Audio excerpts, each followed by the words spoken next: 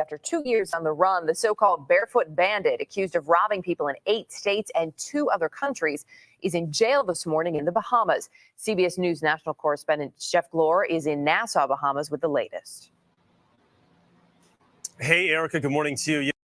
Yeah, it seems almost too bizarre to be true what's happened the past 2 years here. And now it ends in typically high Hollywood style with a short, high-speed boat chase. And now Colton Harris Moore, as you mentioned, is in custody right here in Nassau. Colton Harris Moore was captured wearing shorts, a T-shirt, and yes, he was barefoot. The barefoot bandit was transported to Nassau after being nabbed on the Bahamian island of North Eleuthera. Acting on information received from members of the public, the police responded to a sighting of the suspect in Harbor Island. Authorities believe Harris Moore's been here since last Tuesday, when he apparently crash-landed a plane that he'd stolen from Indiana, flying it more than 1,000 miles with no formal flight training. In a crime spree that stretched from British Columbia and touched at least 8 U.S. states, the 19-year-old is suspected of stealing 5 airplanes in his young life and committing more than 100 burglaries. The product of an abusive father who left him when he was 2, Harris Moore took to camping in the wild at 7 and was convicted of his first crime at 12. But this fugitive became an internet sensation with eventually more than 60,000 fans on Facebook after he escaped from a Washington state halfway house and successfully eluded authorities for 2 years. He went to a small island where it would be very difficult to evade capture. If it wasn't today, it would have been sometime soon. If not on this island, someplace else. The end of Harris Moore's time on the lam came here in the Bahamas, where he'd apparently broken into at least 7 residences in less than a week. In the final pursuit, police say they had to shoot out the motor on his boat to corral him. Near Seattle, residents of Harris Moore's hometown expressed relief that the barefoot bandit was finally behind bars. I think he's really smart, but I think more so than anything, people give him too much credit. I think he's just gotten extremely lucky, and his luck finally ran out, obviously. Police here say that Harris Moore had a gun with him when this chase ended, and one witness said he put that gun to his head briefly, but did not pull the trigger. Now the tricky question comes is, where will he be prosecuted first? Today is a national holiday in the Bahamas. Still, police here have scheduled a late morning news conference. Erica? Jeff Glor in Nassau this morning. Jeff, thanks. A lot happens early on The Early Show, weekday mornings on CBS. What's going on, everybody? Take a look at the chat here. Well, I dropped Colton a link, and I don't know if he has picked it up yet. It doesn't look like he has. But there is the possibility of technical difficulties. There always are when there's something this important. Sorry, I'm looking over here. So I got, wow, we got Stephanie, we got Diane, we got that girl, Rory, LG baby girl, Breakfast Club, what's going on, girl, Jenna, 715,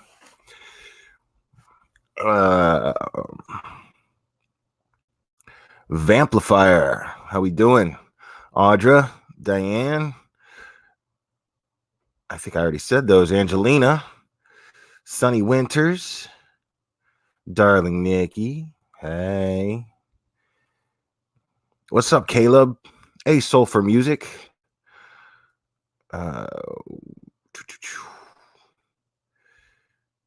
Just Shelly in the house, and Reese.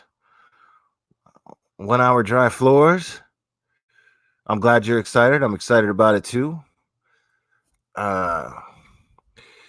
All right. Mignon is in the house. And if I'm missing anybody, I apologize. I'm going to go ahead and get this going now. As you guys know, I've been, I did a 3-part thing. I was fascinated. Wicked Witch, she is a member of my group, and she posted this 1 hour documentary that had this really cool animation to it about this new friend I've made who I'm going to bring on here. His name is Colton Harris Moore. if you followed the news about 10 years ago, you would know him as the Barefoot Bandit, but that is long behind him. And this is not something that he I don't think he's very fond of that name. And I see why, because I got to tell you guys, I've been chatting with this guy via text, over the phone, and I feel very, very, I feel a very good, genuine vibe about him. And he's also brilliant.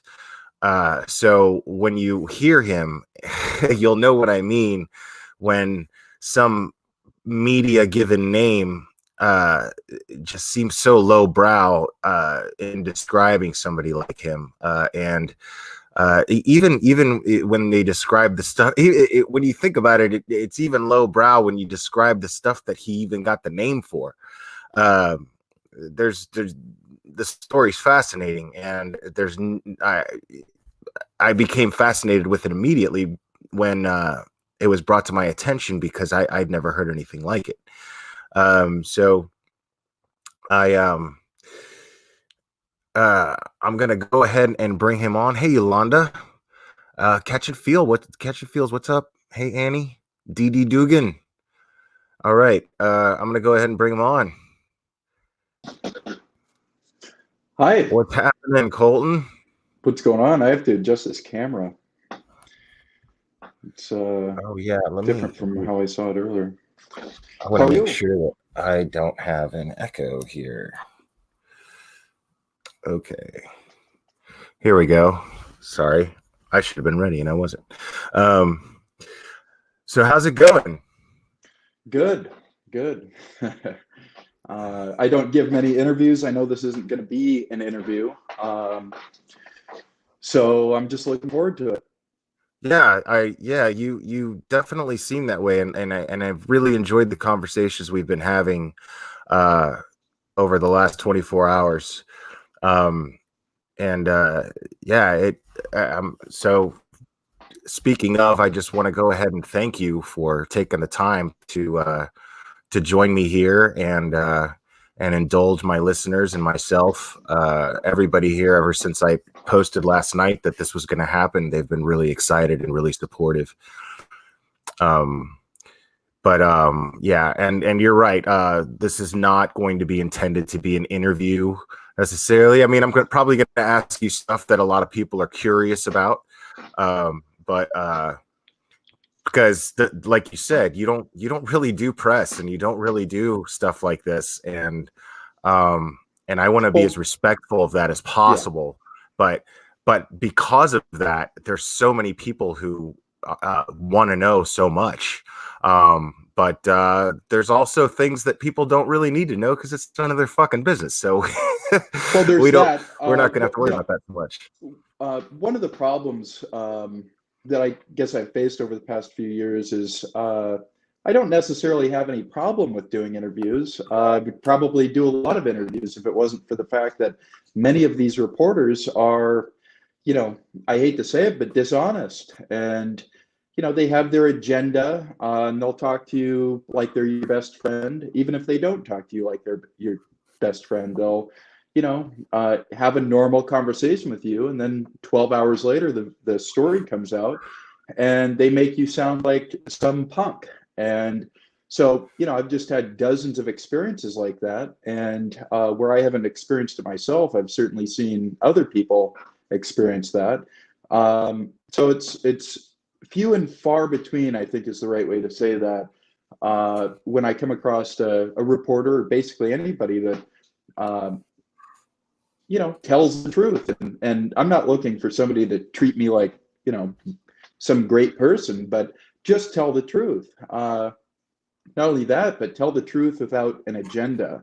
And I've never quite been able to put my finger on, what drives some of these people, whether they just want to make me look bad. Maybe they think that it's ratings. I don't know. But I'm most definitely not the person that, I guess you could say, the common denominator between all of these stories, child punk, a criminal, whatever you want to call it. I committed crimes, but at the same time, that was 10, 12, 15 years ago. Doesn't mean I didn't do the crimes. It just means that that's not news. And so many people want to talk about that. So, and the I can media, see. I'm sorry to interrupt you. It's got to be frustrating also, because it doesn't define who you are, and it must be difficult to escape that at this point, being a shadow. Because after talking with you, and I'm sure everybody listening right now are going to see that there is so much more to you than that. As fascinating as your story I hope so. is, well, I think so. But as fascinating as your story is, I can honestly say that I'm just in awe of your insight. And it Insight with what? Well, we were talking about financial stuff, which I don't know anything about, but how much you seem to know about it. I mean, you remind me a lot of my brother. My brother is one of the smartest people I know. And he actually lives in your neck of the woods, actually, but coincidentally. But yeah, and it shows that I don't really know that much about prison, so I have no idea how you spent your time. But it sounds to me like you spent a lot of time educating yourself and using that time very You wisely. really don't have any choice but to kind of go into your own little world. A lot of people, I'm not disparaging anybody, but a lot of people that go to prison, they seem to just go deeper into the hole that led them to prison, Right. not really connecting the dots. And I didn't have anything in common with that. So, but also you have to look at the original reason why I went to prison. It wasn't, necessarily because of a character flaw. It wasn't because, I'm an inherent bad person. I'm not saying people in prison are bad people, but there comes a point where you look at what brought somebody to prison. Was it because of, a mistake? Was it because of something, a life lesson that just happened to be, like in my case, illegal? Or did they do it because they're essentially proud of it, and they're in this life that they have no desire to get out of? And so, the funny thing about prison is I spent hundreds of hours, probably several thousand hours. There's 2,000 or 3,000 people at the prison that I was at. It's broke down into individual units. There's 200 or 300 people in every unit. And I would bring these textbooks down, a 2 feet stack worth of a 2 foot stack worth of airplane textbooks, aerodynamics, whatever it was. And I would come down and talk to people about, what a winglet is, what a high bypass ratio turbine engine is. And I remember one time I asked this guy, he was like 45, 46 years old, and he's been in and out of prison his entire life. And I said, so have you, and he's talking to this 19, 20-year-old kid, trying to, talk to him about something he's never heard about, and which is no fault of his. It's just, he never was introduced to it. And so I asked him, have you ever thought about being a pilot? And, it's probably one of those seminal moments in life that just opens your eyes to something that you weren't aware of. And that was kind of the overall theme of the hours and hours that I spent speaking with this guy. And I asked him if he ever thought about being a pilot. And he said to me, in almost dismay or disbelief, he goes, "Oh no, I wasn't raised that way." And I said, "What do you mean you weren't raised that way?" He goes, "I just wasn't raised that way." Raised like what? Neither was I. And I got into it a little bit differently than most, obviously, but I would say that was probably the major theme of the 6+ years. It was 6 years and a couple months after that, so 6+ years that I was in jail. It's just this prison is a microcosm for society in a lot of ways, and I didn't know that going into it. You have a lot of people that simply have never been introduced to not only the full spectrum of possibilities, but the spectrums beyond spectrums, and it's truly infinite. And most people have no idea about that. They steal cars and they're doing these things and not tapping into their maximum potential. And I'm not judging anybody for doing that. People, but at the same time, people are responsible for their own decisions. It's why they go to prison. But it was a very eye-opening experience about just how few people really realize what they're capable of. And once they realize it's a possibility, do they actually believe in it? Do they believe they're capable? So there's layers to it. And but I spent thousands and thousands of hours talking to people, and people that were 18, 19 years old, all the way up to 50, 60-year-old people that simply never accomplished any of their goals. They didn't have goals. So but I think that was a microcosm for society. I really believe that. And almost every interaction I have on a daily basis, I see these people going through stores, and I talk to a lot of them, and you get to know somebody and they get their job and they do their thing, and that's fine. But I just have a hard time thinking that that's what they wanted to do when they were a little kid. And not to say somebody should be a little kid their whole life, but there's a certain element of I guess the mindset of a child where they simply believe anything's possible, and they totally see it as a realistic possibility. And I've never liked the word realistic. I think realistic is what you make it.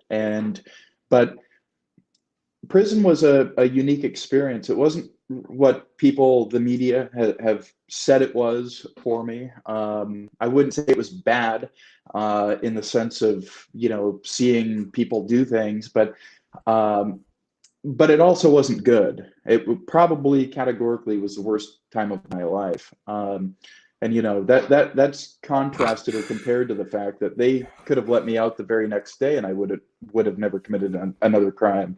So there's the element to that whole period of my life where I'm sitting in jail. I have all of this desire to go out and do things and obviously never break the law ever again. I didn't break the law because that's who I am. I broke the law, and I'm not excusing it, but it's an important distinction to make. I broke the law because it was a period of my life. I called it for the lack of a better phrase or term, a spiritual journey, and again, I'm not minimizing or dismissing the fact that I broke the law, that I disturbed people's lives and many other things. But, the reason I did the crimes was not, it's called, you go to law school, there's something called moral turpitude. They won't let you become an attorney if you have issues of moral turpitude, which, if you go, in other words, if you're a sociopath, okay? So, I never committed crimes because I'm a sociopath or have this or have that. I committed crimes for, I think, nuanced reasons, but those reasons aren't permanent. Those reasons aren't indicative of, what I have going on in my head, what kind of character I have, what I aspire to. And I think the media has done a horrendous job of touching on that point. And, from no fault of my own. I mean, they can call me up and talk to me, but somehow they always get it wrong, and it's very disappointing. Yeah, it's funny. I have this thing where I look at everything with a grain of salt. So when I'm seeing all these news clips, when they're talking about you, I'm going over them. I'm like, they're totally painting him to be much less than what he is. They're painting him to be a punk, like you said, just a I mean, punk that's what kid. it is, a child punk. And here's But I Yeah. like to look at facts too, and they stated a lot of facts, as well as probably a lot of embellishments to make the story more interesting. But I got the impression that when they would describe you as that, I'd be like, that's completely inaccurate, because you didn't vandalize these homes that you broke into. You didn't vandalize these places that you broke into. You were clearly an angry kid, but you weren't. You were not, like you said, lacking a moral turpitude that No, most criminals would have. To be clear, I was lacking moral turpitude. Oh, you were. The moral turpitude's a bad thing. Oh, okay. Sorry about that. Yeah, that's you're the one with the brains here. Oh no, I wouldn't say that. But yeah, the whole thing was you weren't vandalizing these homes. You weren't from what I understand, from what I saw, when you would raid somebody's fridge or their kitchen to get something to eat, you'd actually clean up after yourself. You were considerate. Well, you don't want somebody to know that you were in their house. That's number one. A lot of the places that I went to were summer houses. People only go there, even though the phrase summer house, that it's not actually a summer house. But everyone knew who you were. They knew your face. They knew your name, and you had this area, and you had an MO. So it was pretty obvious that it was you breaking into their places. At least the way it's painted to be. At least the way the picture that's been painted to us. At least that's the way it comes off to the rest of us who have never spoken to you. But yeah, it's so I agree with you in the sense that I saw that immediately. I was like, there's a lot more to this kid. I mean, to minimize the fact that it took a certain type of audacity seems to be the wrong word. It took ambition in a way, in your own way, the way that I saw it, at least, to go through the steps to teach yourself how to fly a plane and be able to do that.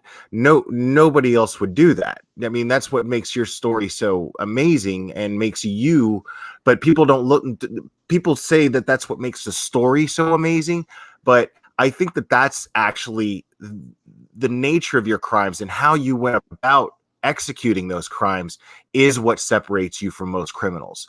And what am I looking for here? I think that the reasons why you did it were different than most criminals, which I think you pretty much just explained and you confirmed. You had dreams and you had goals and you wanted to go about achieving them, and that right there tells me that that's somebody with a future. Hearing you speak after spending how many years in prison were you? How many years did you serve in prison exactly? How much time? I think it was just a sliver over 6 years. A sliver over 6 years. I think it's just over 6 years. Okay. Yeah. So you're in prison for 6 years, and whereas most people would use that as an excuse to not achieve their dreams or not even pursue them, here you are just waiting and doing your time and educating yourself and as in any possible way that you can and ready Very to limited selection at the local library, I'll tell you that. Very limited selection. Right. But people would send me books. Even, the owner of the airplane that I flew to the Bahamas, I'm not bragging when I say that, but the owner of the airplane that, the Indiana airplane, the guy's name is John Miller. Although he goes by Spider Miller, an amazing man, by the way, but and we're good friends, but which is strange how that turned out. But, I think that's just how life works. But he sent me, I would say probably close to half a dozen textbooks, various textbooks. And that was really my source of, sanity. People would send me books. They would send me magazines. They would do all these things. Most of them I had never met, never heard of. A couple of them I did know, but the library down at the jail was just the most boring books you've ever heard. But people would send me books on a daily basis, and people actually got to the point where they started to resent me for that, because the mail would come in and there would be a big giant bag, like a duffel bag they'd carry in the mail, and half of the bag was just for me. So but I greatly appreciate that. It would be big boxes full of books and stuff like that, but then I would share the books. I'd send them around to anybody that wanted to read them. But yeah, very tough to educate yourself, to stay busy, to learn about a specific subject. If you know what you want to learn about. But my point is that you did it though. Yeah. Regardless of Sure. how difficult it was. So, I mean, to me, that's my point, is that to me, even the nature of your crime speaks volumes of your character and the type of person you are and how driven you are. You were fascinated with airplanes. So, from what I understand, the story that we're familiar with and how we're familiar with it is that you broke into a restaurant, you took a credit card. Oh, here we go. Got on, and if you're uncomfortable with me talking about this, no, go ahead. Go ahead.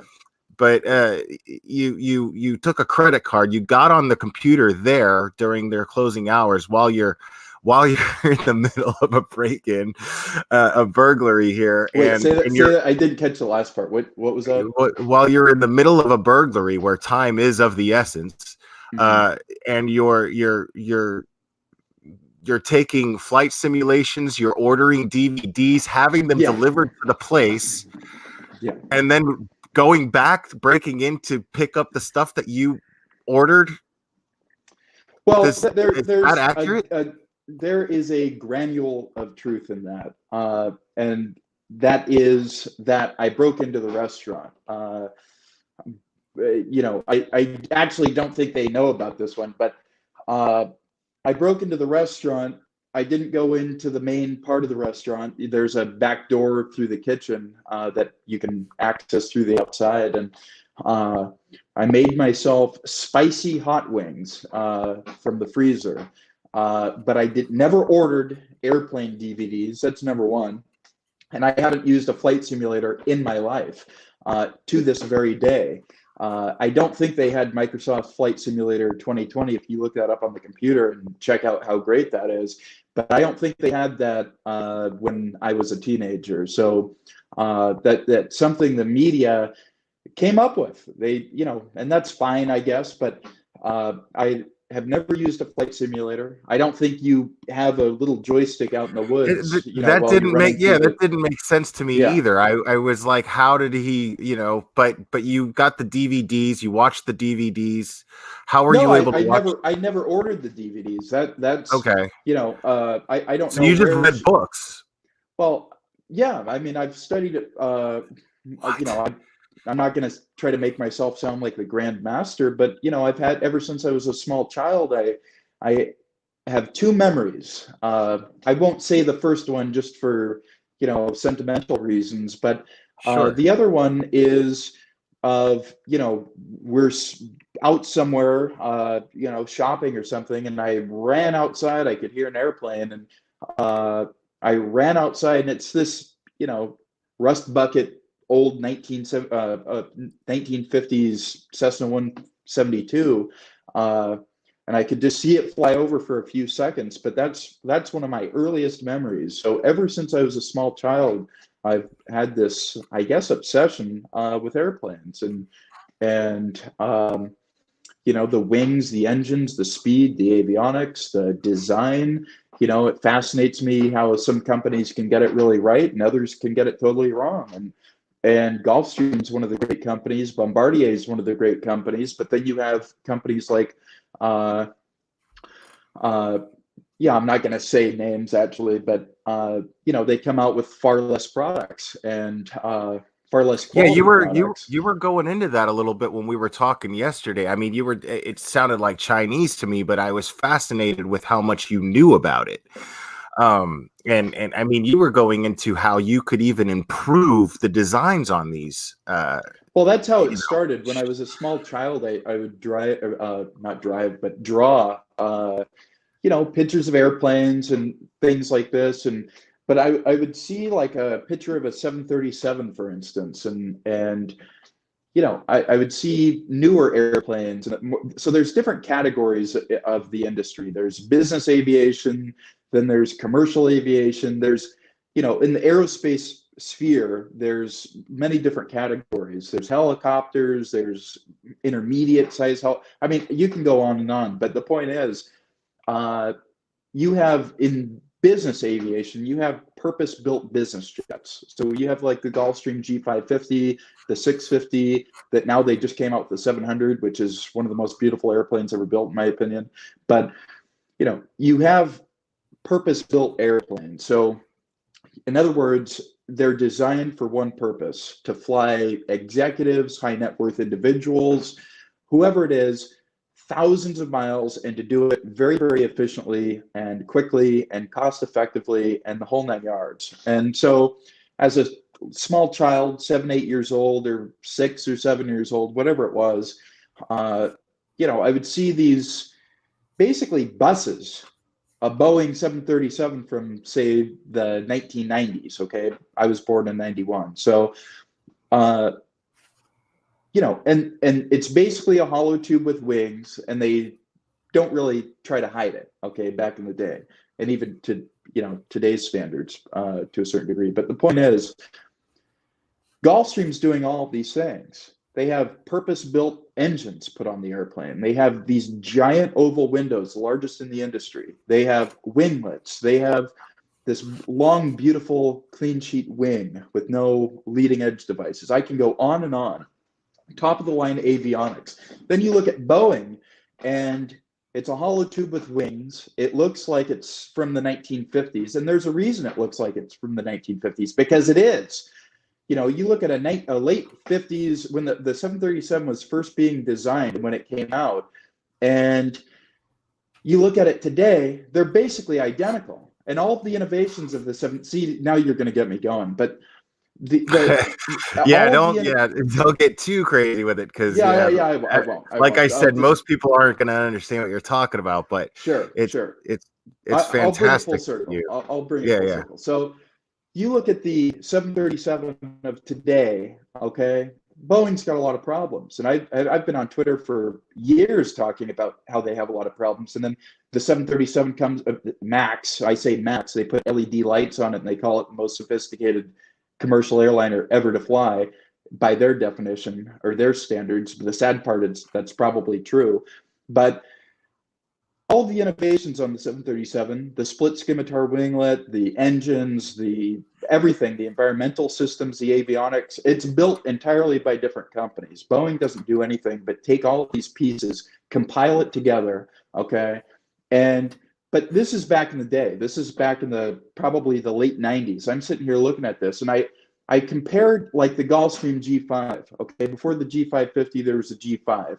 And everybody hears about the G5, and that's what they think about. But it has winglets. It has extremely efficient engines. It has top of the line environmental systems. It has everything. Amazing avionics, computer systems like nobody's ever seen. And this was in the 90s. And then you wonder, okay, that's a purpose-built aircraft, okay? It flies 3, 4, 5 people at a time, okay? Up to 14 or 20 or whatever it is. But on average, it's only flying 4 or 5 or 6 people, and various executives or companies most of the time. But then you look at Boeing, their airplanes, and same thing with Airbus.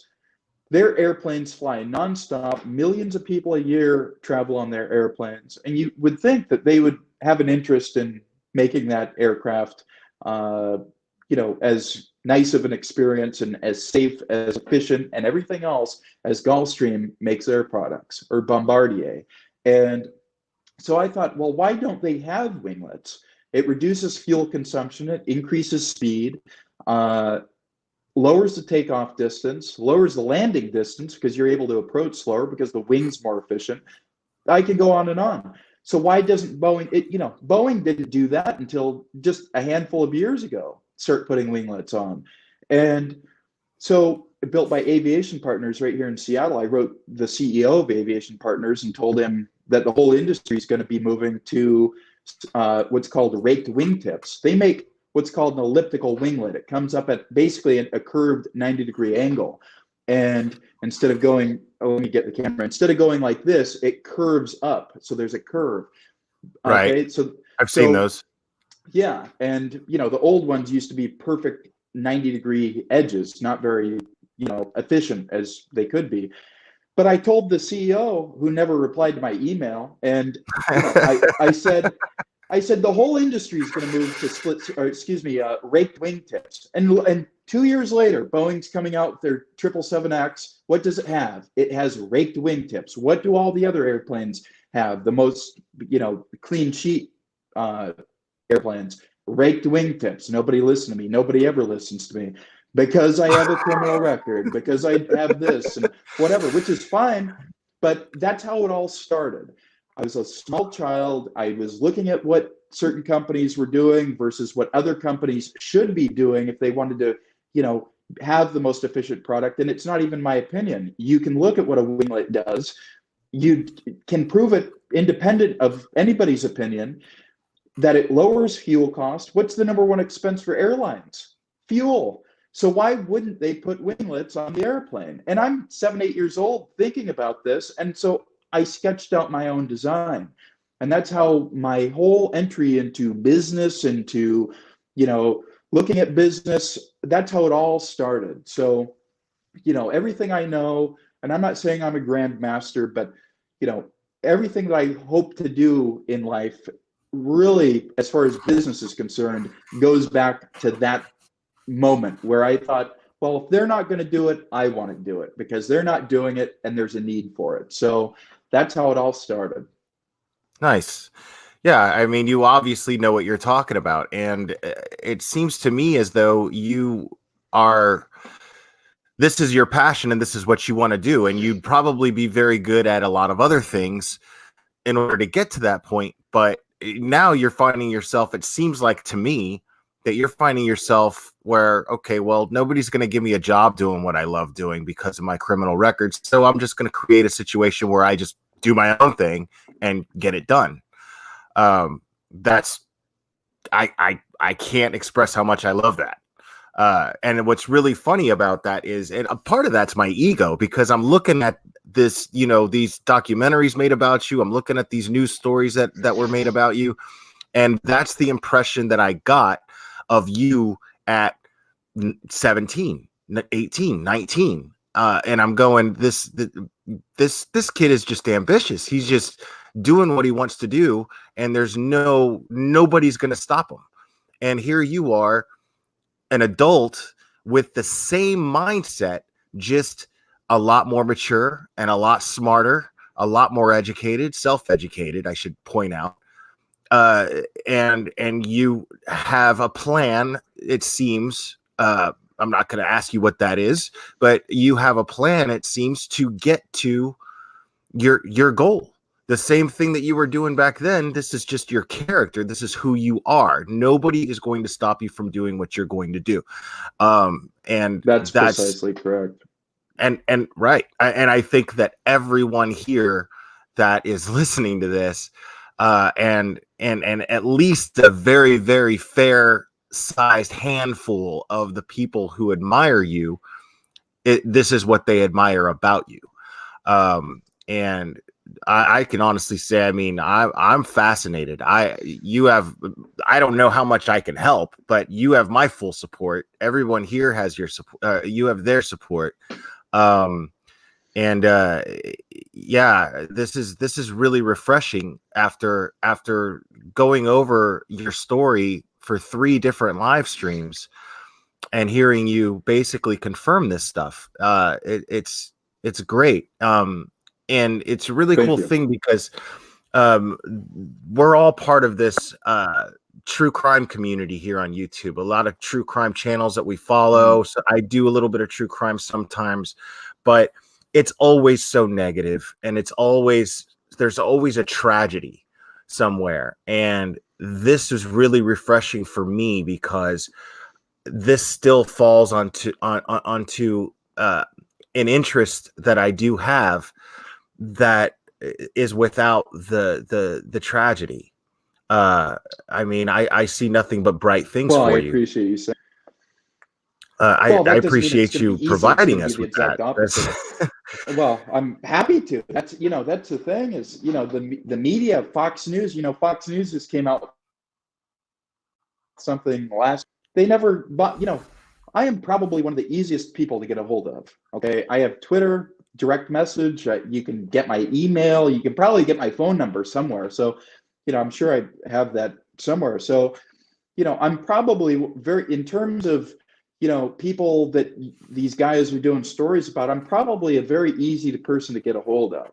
But by design, I intended it to be that way. Yeah, no shit. So, I didn't think I was ever gonna get a hold of you. well, so I all they have to do is ask, and Right. I'm not. I have zero agenda. I don't have any agenda coming on talking to you or anybody else. I just want to talk, and I think that's something that's been lacking over the past 10, 12, 15 years. And one of the things that I want to do over the next period of time is change that and actually step that up and become actually quite public. But I think that's, you mentioned something that so much tragedy, and I recognize that. I was in prison for 6 years, and I saw the tragedy. I know the tragedy's there. Sure. And so, but just like how that's a microcosm for society in many ways, not every way, but many ways. I saw all of these people that had so much more potential, and smart people, and they just simply didn't believe that it was possible for him to develop that illegally. And so I guess if I'm just not going to rant and rave about it and bring it down to a single sentence, I want to help people relative to the fact of where I come from, of what people intuitively expect with such a, I guess, dramatic story, if that's what you want to call it. People expect the tragedy, but the tragedy is not there. The tragedy is nowhere to be found. And a lot of people try to create the tragedy for me. I have haters. I have people that various times in history come after me and, try to make problems for me. But, that comes with the territory. Various reporters, people like this, and very negative people. I'm not a negative person. I get this look on my face when I go like this and I start, talking. I'm a serious person. And that's much different than being negative. Yeah. But I'm more than happy to talk to people, but also what I really want to do is help people. What have I gone through over the past 10, 15, 20 years? I've been to hell and back, and it's not my opinion, it's a fact. And it was of my making. I totally recognize that. I'm not dismissing it or lessening it or ducking and dodging it. It's a simple fact. So, but you look at the similarities between myself and many other people. I grew up poor. I was expelled from schools. I was involved with courts and the police, and I had a lot of things going against me for one reason or another. Okay. And I'm not going to bore you with all the various explanations for that, but a lot of things going against me. Okay. The odds are against me. That's the point. Well, the odds are against most people. Okay. So I have 52 felonies on my record. I probably committed many more than that, but 52. So I have 52. I'm not bragging about that, but that's a fact. No, So that's. And I say I committed many more just to give you an idea. People don't look at the 52; they look at the many more and judge me for it. And So I do not say that braggingly. A lot of people think, oh, he says it braggingly. I'm not saying it braggingly. So No, yeah, uh, no. I have no reason to brag about that. It's, believe me, I don't see the advantage to bragging about that. But the point is, the odds were, and I guess still are, against me. That's just the fact. That's the nature of the past I have and the burden of overcoming that. And I have no qualms about that. I have no issue with it. Number one and number two. And number three, I look forward to it. And I'm not intimidated by it. I'm not insecure about it. I'm not in fear of it. I'm not whatever the hell you want to call it. But I think that a lot of the life lessons that I've had, have been in extreme circumstances. And the point is, if I can do it, anybody can do it, because the next person doesn't have 52 felonies. The next person doesn't have the stigma of 10, 12, 15 years of bad publicity. The next person doesn't have people thinking he's some kind of out of control criminal. The next person doesn't have a lot of the things that I have. And if I can do it, anybody can do it. And I want to be that example for people. I love that. Yeah. Because it's really funny. I seriously got that impression from you this entire time that I've been, following your story, and which hasn't been long, honestly. When this happened, I was a very, very different person, and I didn't follow news or current events at all. But when somebody brought it to my attention, I was just absolutely fascinated by it. But I got that same impression of you as a person, and I feel like I got that from just my own experience of interacting with people over the years. And it was just simply by your actions.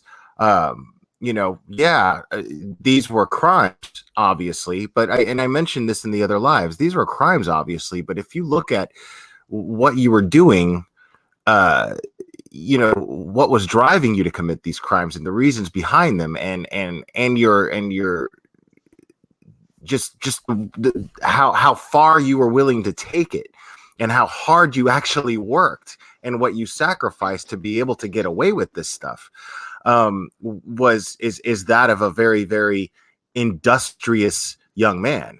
And so here you are now, with the same exact personality, no broken spirit, if anything, of a much stronger spirit. And That's a fact. Yeah, it seems like it. It absolutely seems like it. Well, when people attack you, when people attack your intentions, that's the big one. When people you can either let it beat you, or you can overcome it. Yeah. Long story short, that's correct. But what it does is it's kind of a, I guess you could say it's a subconscious process. It's not something that you consciously develop. I think subconsciously it simply fortifies, gives you resolve. And I think that's what it's done with me. I know that's what it's done with me. And when you're up against adversity, extreme adversity, you think or swim. I mean, that's really what it is. You're either going to go into it and make it happen and be successful, pursue your goals, live out everything that you're saying you're going to, and become very credible in the process, or you're going to give up and fail.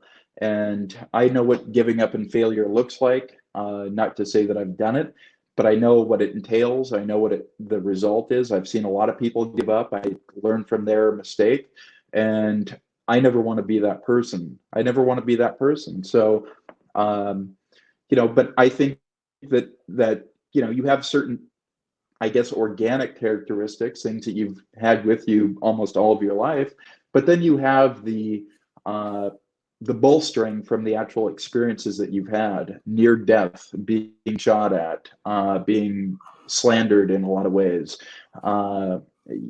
people advocating that you sit in prison for 20 or 30 years. There's a reporter, I won't mention his name, but he actually suggested and said outright that he thinks that I deserve 20 years in prison, and he's entitled to his own opinion. But fortunately, I didn't get 20 years in prison. So, you look at how easily I could have. When I was arrested, within a matter of weeks, my attorney, John Henry Brown, started receiving emails from the various prosecutors, all these prosecutors across 10 states, 2 different countries, 3 different countries, actually, and dozens of counties. And, all of these numbers are flying around, and they're talking about, consolidating all of these crimes into, just 1 or 2 individual cases. And one of the prosecutors said, we're going to start the conversation at 20 years and negotiate from there. So, I'm not going to say that I got off easy, because I didn't. And, that's the way the cookie crumbles. And I have no hard feelings about that. And even if I did, I wouldn't be entitled to have hard feelings about that. I broke the law on a massive scale, and you that's can, just a fact. you would have to admit that the way that you behaved during committing these crimes gave them reason to believe that you would do it again. It gave them reason to believe that a part of you enjoyed doing it. By, I was at a very young age. I was sure, 15, 16, 17 years old. And to me, I figured that everybody in the community, everybody that was listening to these news stories, would know my intentions. And I guess that's immaturity, maybe, whatever you want to call it. But I think that, at the time, the biggest thing in the whole experience, the biggest thing that I regret is the impact that I had on people's lives. And that was something I was wholly unaware of at the time.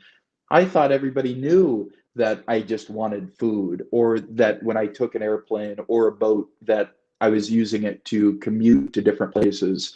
But it turns out that people were basically, deeply disturbed by that.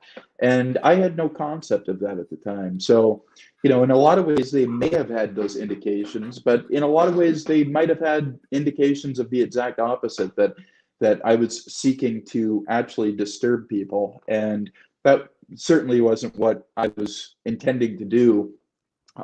It turned out that I did disturb people, entire communities. But, I'm friends with many of the people in these communities now, some of the very people that were interviewed on camera 10, 15 years ago. And, so I think people have largely moved on. And I respect that and admire it. And it's humbling, because it was a big deal for a lot of people. But the media are the people that have not moved on. And I'm not sure they ever will. 20 or 30 years from now, I can accomplish any number of things. I'm not saying I will, but, hopefully I do. And, let's say I start a company. Okay, let's say I start an aerospace company, and where you have drones and all kinds of things, and I'm working on that as we speak. But let's say 10 years from now, we sell that to Lockheed Martin for $5 billion. They're going to still talk about the name I don't go by. I'm not going to mention the name, but the name. They're not going to call me Colton Harris Moore. They're still going to talk about, in 2008, and that's really unfortunate, because I think I think it turns a lot of people off. But fortunately, I think also that a lot of people see past that. Yeah. And I think it's just a question of getting that out there. I really like the idea now that hopefully, since you don't talk to a lot of media, and not even for my benefit, for your benefit, I'm hoping that certain members of the media actually come across this live stream at some point and get a better idea of where you're coming from and where your mind is and what you have to offer. And I really hope that happens, because it would be a shame. It would be a waste. But it's really funny because somebody, one of my listeners here, she posted, just because she's a very empathetic person, and she's very active in my chats usually, but she posted something here, and I had it up here, about how sad it was that that this, your mistakes still haunt you and affect you being able to do what you want to do. But I find it fascinating that you fit into my narrative on this channel so well, because I am so anti-victim and I talk about it all the time. So am I. And you do not have at all this attitude of someone who is victimized. You're stating facts of obstacles that you're facing, but you are in no way going, I can't do this and I can't do that. Not once have you used the word I can't. No, it doesn't. That phrase doesn't exist in my vocabulary, number one. But number two, I am the most hardcore anti-victim you've ever met. I mean, that's a fact. And you kind of have to be. And that goes back to everything I was talking about. You either think or swim. You either persevere or you fail and wither and die. And sometimes quite literally die. And that's a choice. That is, I believe, that's a perfect choice. That's absolutely correct. I'm of the belief, and I talk about this on this channel a lot, that sure, when someone's a victim, like let's say someone gets mugged on the street, right? Let's keep it light. But let's say somebody somebody gets mugged on the street, right? And they're traumatized by that. But the reality is they're only a victim once. They've only been victimized by that mugger once. Any other time beyond that they're victimized is them choosing to be victimized. And I'm not saying it's an easy thing to get over, but I'm saying it is. You're the only person who can get over it. You're the only person who can make the decision to no longer be a victim. And I hate to interrupt you. I interrupted you yesterday when we spoke on the phone. Oh, you're fine. I interrupt all the time. Go ahead. But it's really interesting that a lot of people are actually, and I'm not judging anybody. Everybody has their own circumstances, but a lot of people, it's not so much the actual circumstance that they are, I guess, intimidated by, for the lack of a better word. Like, oh, they don't have the money, or they don't have the support, or they don't have the little college degree, or whatever it is. But I think that in a lot of ways, for a lot of people, when you really dig down deep, and I've met tens of thousands of people over the years, I've met a lot of people, and very successful people, and people that wish they were more successful than they are. So I've met the whole spectrum, and I'm not bragging, but that's, I've just met a lot of people, and what it is in many instances is a fear of responsibility, and a fear that they are responsible for their own life, and what they have or don't have is a result. And obviously, it's such an obvious statement, but I don't hear too many people phrasing it that way. Not to say my way is correct, but it's a fear of the responsibility that you are responsible for your own life, or the fact that you're responsible for your own life. I think you're absolutely correct about that. I mean, and I'm real big on accountability. Totally. And what's funny is at the same time, I'm a little hypocritical when it comes to that, because I have ambitions to a certain extent, or I've kind of taught myself subconsciously to not have many, maybe.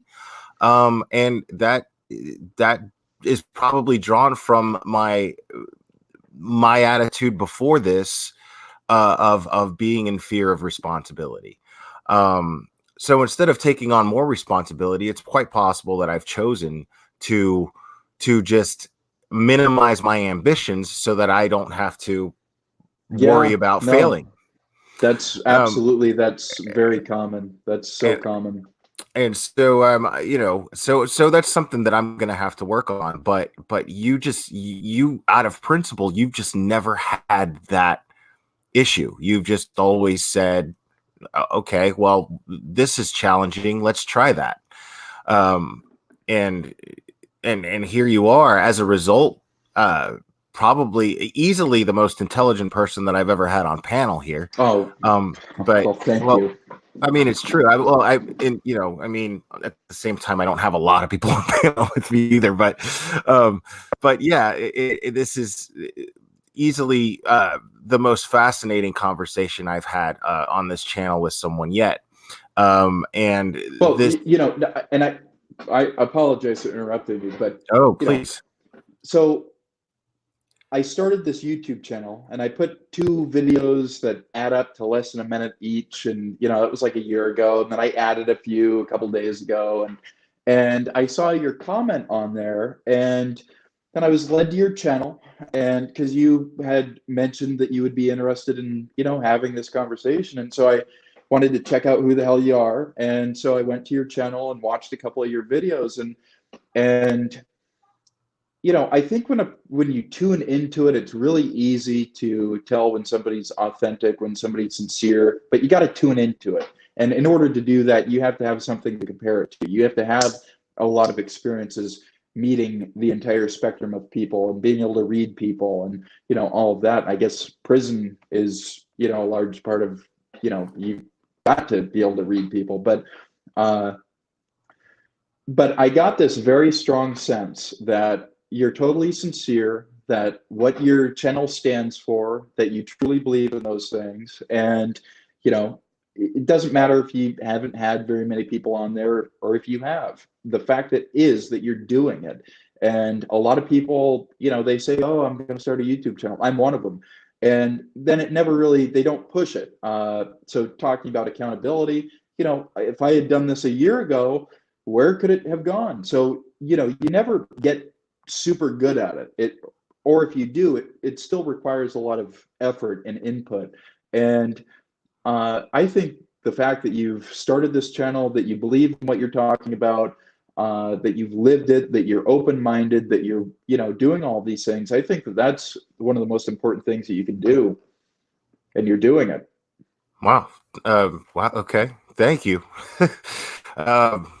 Yeah, I also tend to minimize my own efforts quite a bit. And what? I also tend to minimize my own efforts quite a bit. I try to be as low key and humble as possible while being the loudest guy in the room. It's very, very strange. I have a hard time. Yeah, I have a hard time understanding myself a lot of the times. But so let's get into like what's going on with you now. You've been out of prison for how long? A little over 3 years. I think it's actually approaching 3.5. So I got out of jail on December 27th, 2016, if I remember correctly. And the very next day, I went to an aviation medical examiner, which is, this person that checks you out to make sure your eyes are good and your heart's okay and, everything like that, but also make an assessment on your ability to, make decisions and rationalize through a particular situation. And so I went to this the very next day after I got out of jail. Technically, I was at work early, so it wasn't really jail, but I call it jail. And went to this aviation medical examiner, and I only wish I knew then what I know now, as far as not necessarily planning things out, but I think that there was a lot of work that had to be done as far as a foundation, and I was lacking that foundation. I was lacking that credibility. I was lacking all of these things, and I just thought, oh, and talk about the balance between being humble and being the loudest person in the room. I mean, that is the number one challenge. I thought, oh, everybody knows Colton Harris Moore. Everybody, so I had this idea that it was going to be easy. And I didn't think it would be handed to me, but I didn't think that it would be as difficult as it turned out. What I was trying to do was get a pilot's license, or at least get a certificate to be able to enter flight training. And so you get this little medical certificate. I was going after I believe it was a third-class medical. And so the doctor signs off on it, and you can go off and enter into flight training. It's not a pilot's license. It just allows you to enter into the class to ultimately get a pilot's license. And I didn't have the money for a pilot's license, so that was going to be a problem that I work on. Had I been able to do that, but that really set the tone for not necessarily the past 3+ years, but certainly a good portion of it. He denied my medical application. He of course accepted my $100 to be able to do the exam, but well, of course. And then he told me after the fact that he doesn't have the freedom and flexibility to make a determination. He saw on his roster the night before, he recognized the name, and I won't mention his name. Maybe he just doesn't want bad publicity come back on him. So I don't necessarily hold that against him, but he made a professional decision, and that's fine. But he saw my name on the roster the night before and did a bunch of Google searches, and you know how that goes. There's not a single good story about me. And so he went into the meeting, I assume biased, and did the medical exam, did the whole thing, and then collected my money, and then told me that he can't approve me and that it has to go to the FAA. Okay, so 2 or 3 weeks later, the FAA sends me a letter saying that they want every court document that I've ever had, okay, which would probably be physically impossible to gather, number one. Number two, that's spread out over dozens of counties, 10 different states, and 3 different countries. Good luck getting every document that's ever been written about me in the court. And they also wanted me to go to a psychiatric evaluation and some kind of motor skills evaluation to, What? I guess, assess my psychological competency for. Is this standard for pilots, or to get a pilot's license?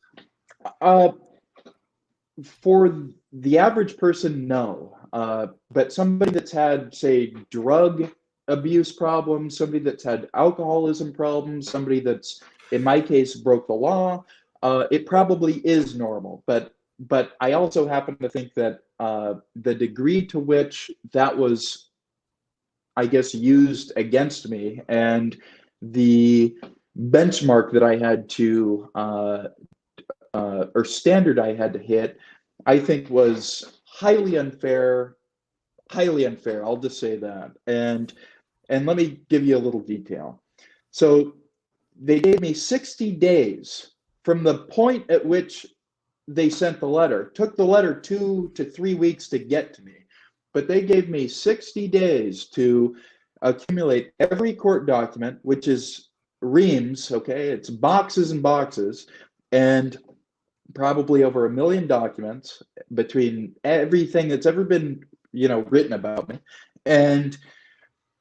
And then they wanted me to go to a psychological evaluation and a psychiatric evaluation. And I guess the psychological would include, turning handles and seeing, how efficiently you do that. I'm not sure. But Right. but to do each one of those, okay, and I'll just keep it simple. I won't rant and rave about it. But the point is, it takes 2 to 3 weeks to schedule the appointment. The appointment for each of these, there's a psychological and a psychiatric, okay? Takes 2 or 3 weeks to schedule each one just to get it on the books. But it could go out 2 or 3 months because the doctors are very busy and they're various professionals, and they might consult with other people. So it has the very likely possibility of getting drawn out over months, okay? Talk to any pilot that's had to do it. They'll probably corroborate that.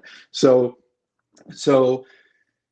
but then the actual evaluation process, you show up, I guess, every day for like 2 weeks. And then it takes them 1 week to 2 weeks to write the report, and then another week to 2 weeks to get it to the FAA. and get the FAA to, be able to review that and, put it in your file. And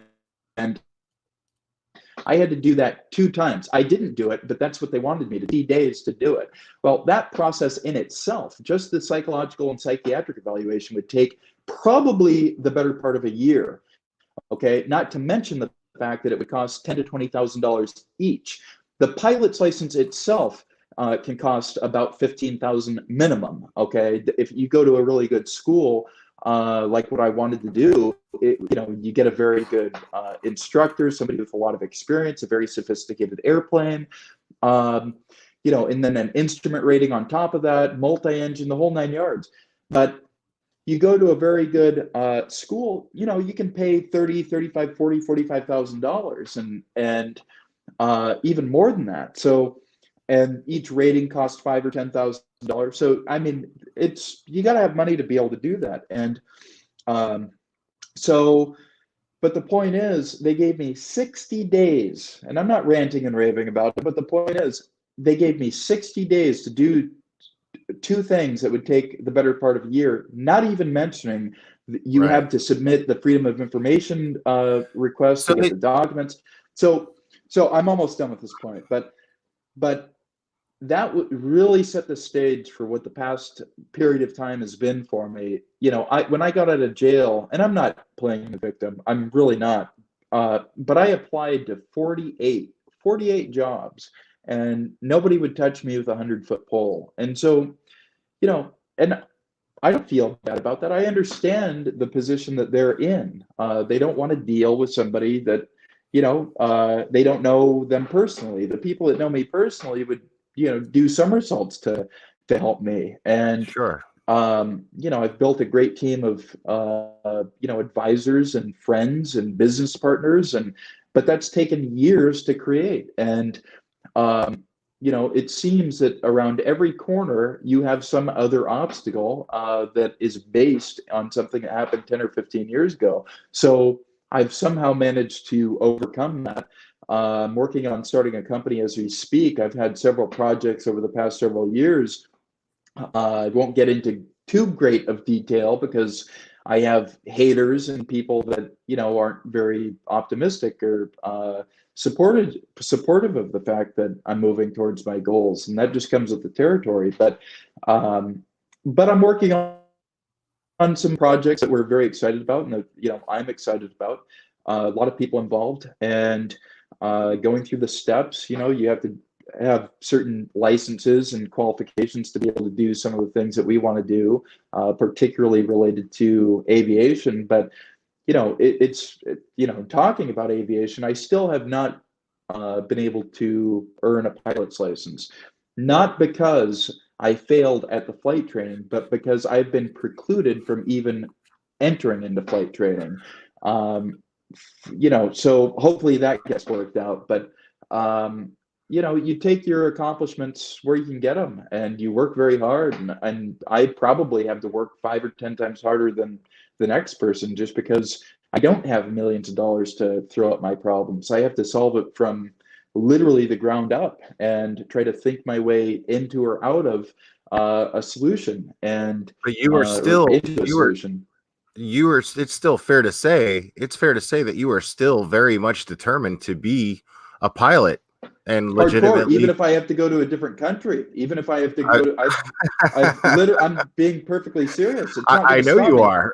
I know you are. I'm looking at Mexico. I'm looking at Italy. I'm looking at France. I'm looking at Malta. I'm looking at many different countries where this is my point. I've actually looked at moving to a different country just because the things that I have to deal with in this country are so strong, that are so difficult. And I don't care about difficulty. Difficulty is not a problem. I love difficulty, but it's so around every corner, and it's so kind of devoid of modern day facts. Okay, you can probably tell I'm not some crazy person that's running around stealing everything that I see.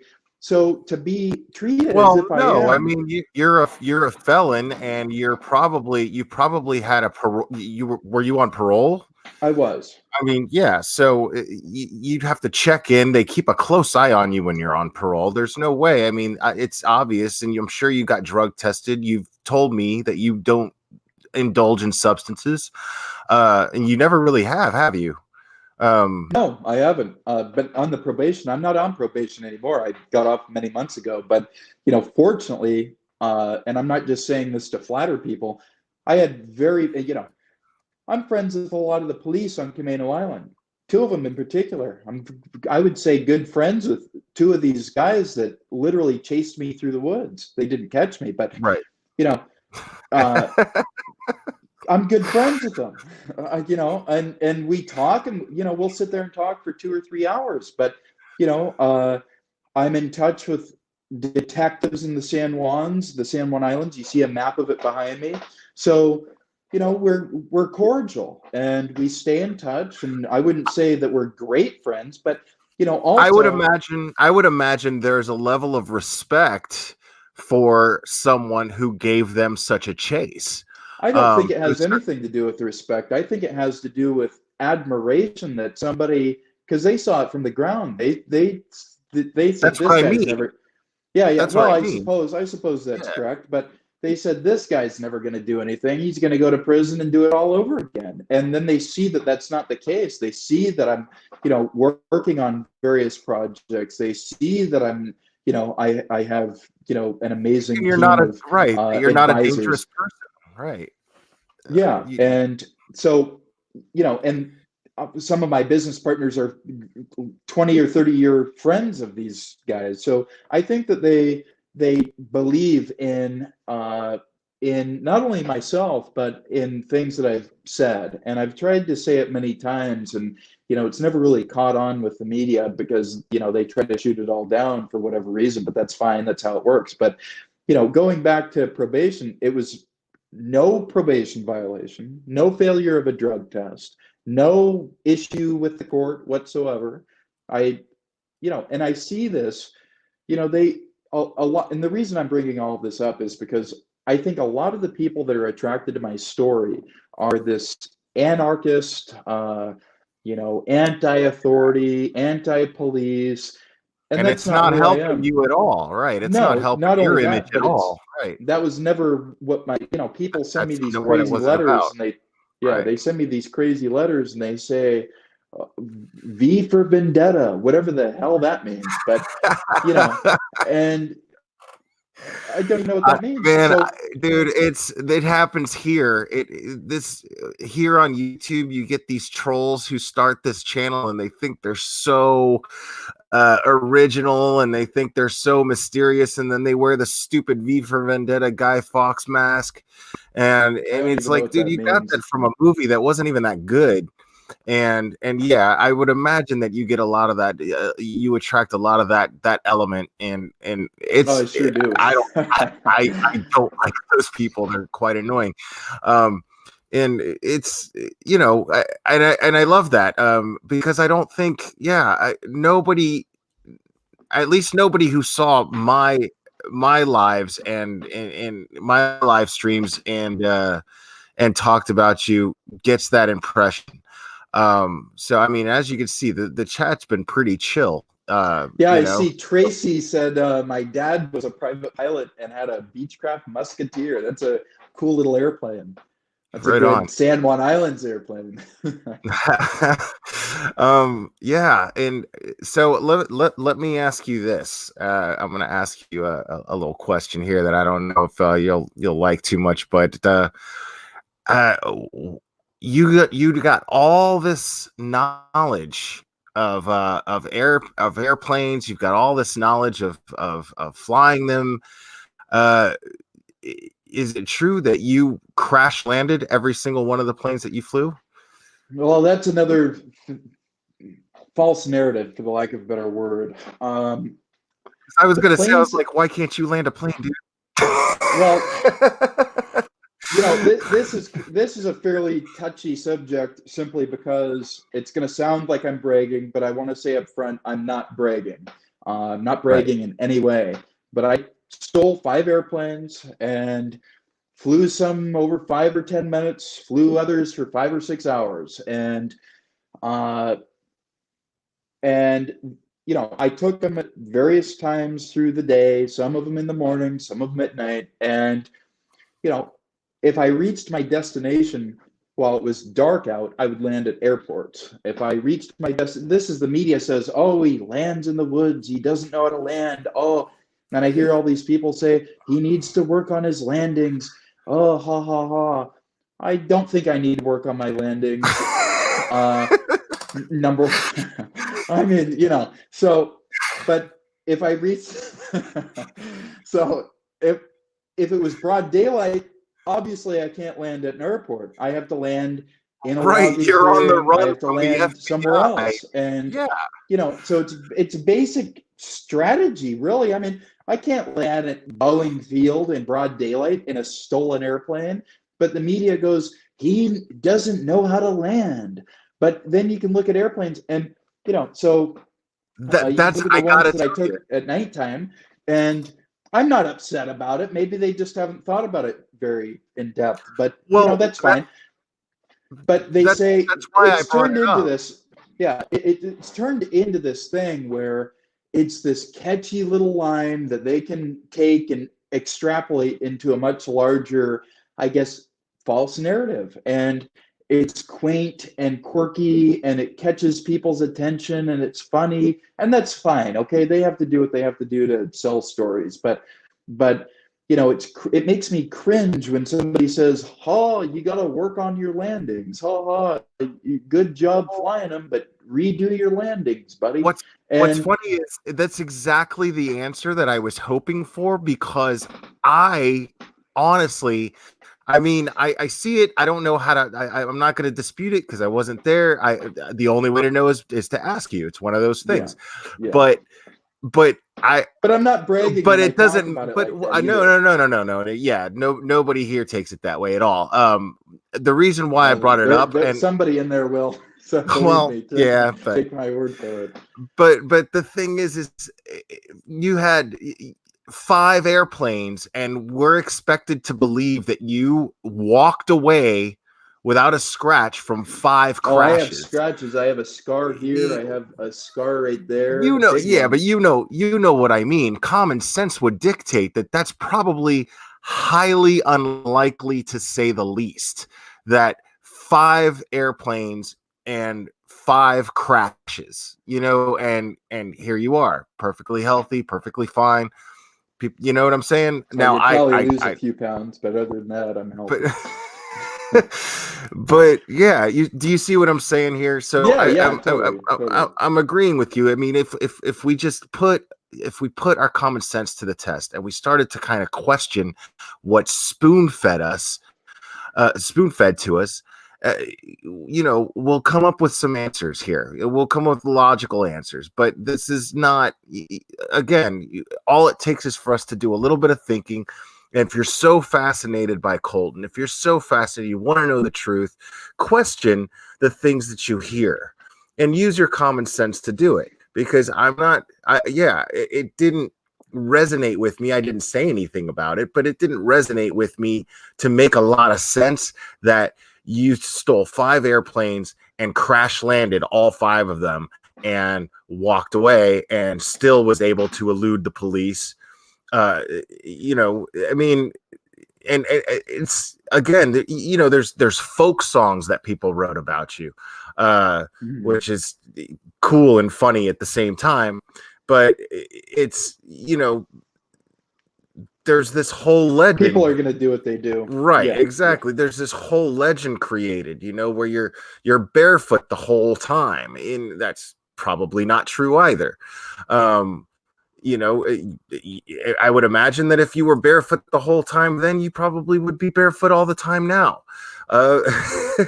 So it's kind of, you know, these are these things that people hear about you, and then it's almost as if nobody actually wants to know. It takes on a life of its own. They prefer, people want to believe in it. People want to believe in it.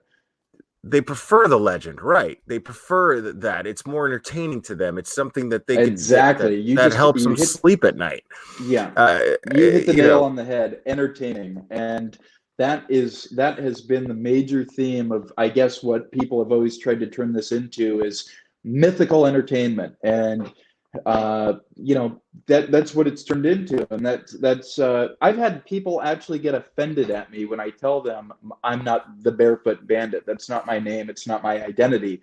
It's right. been, my name's been hijacked, my identity's been hijacked, and no pun intended, and turned into that. And you know, and people, I've had people literally approach me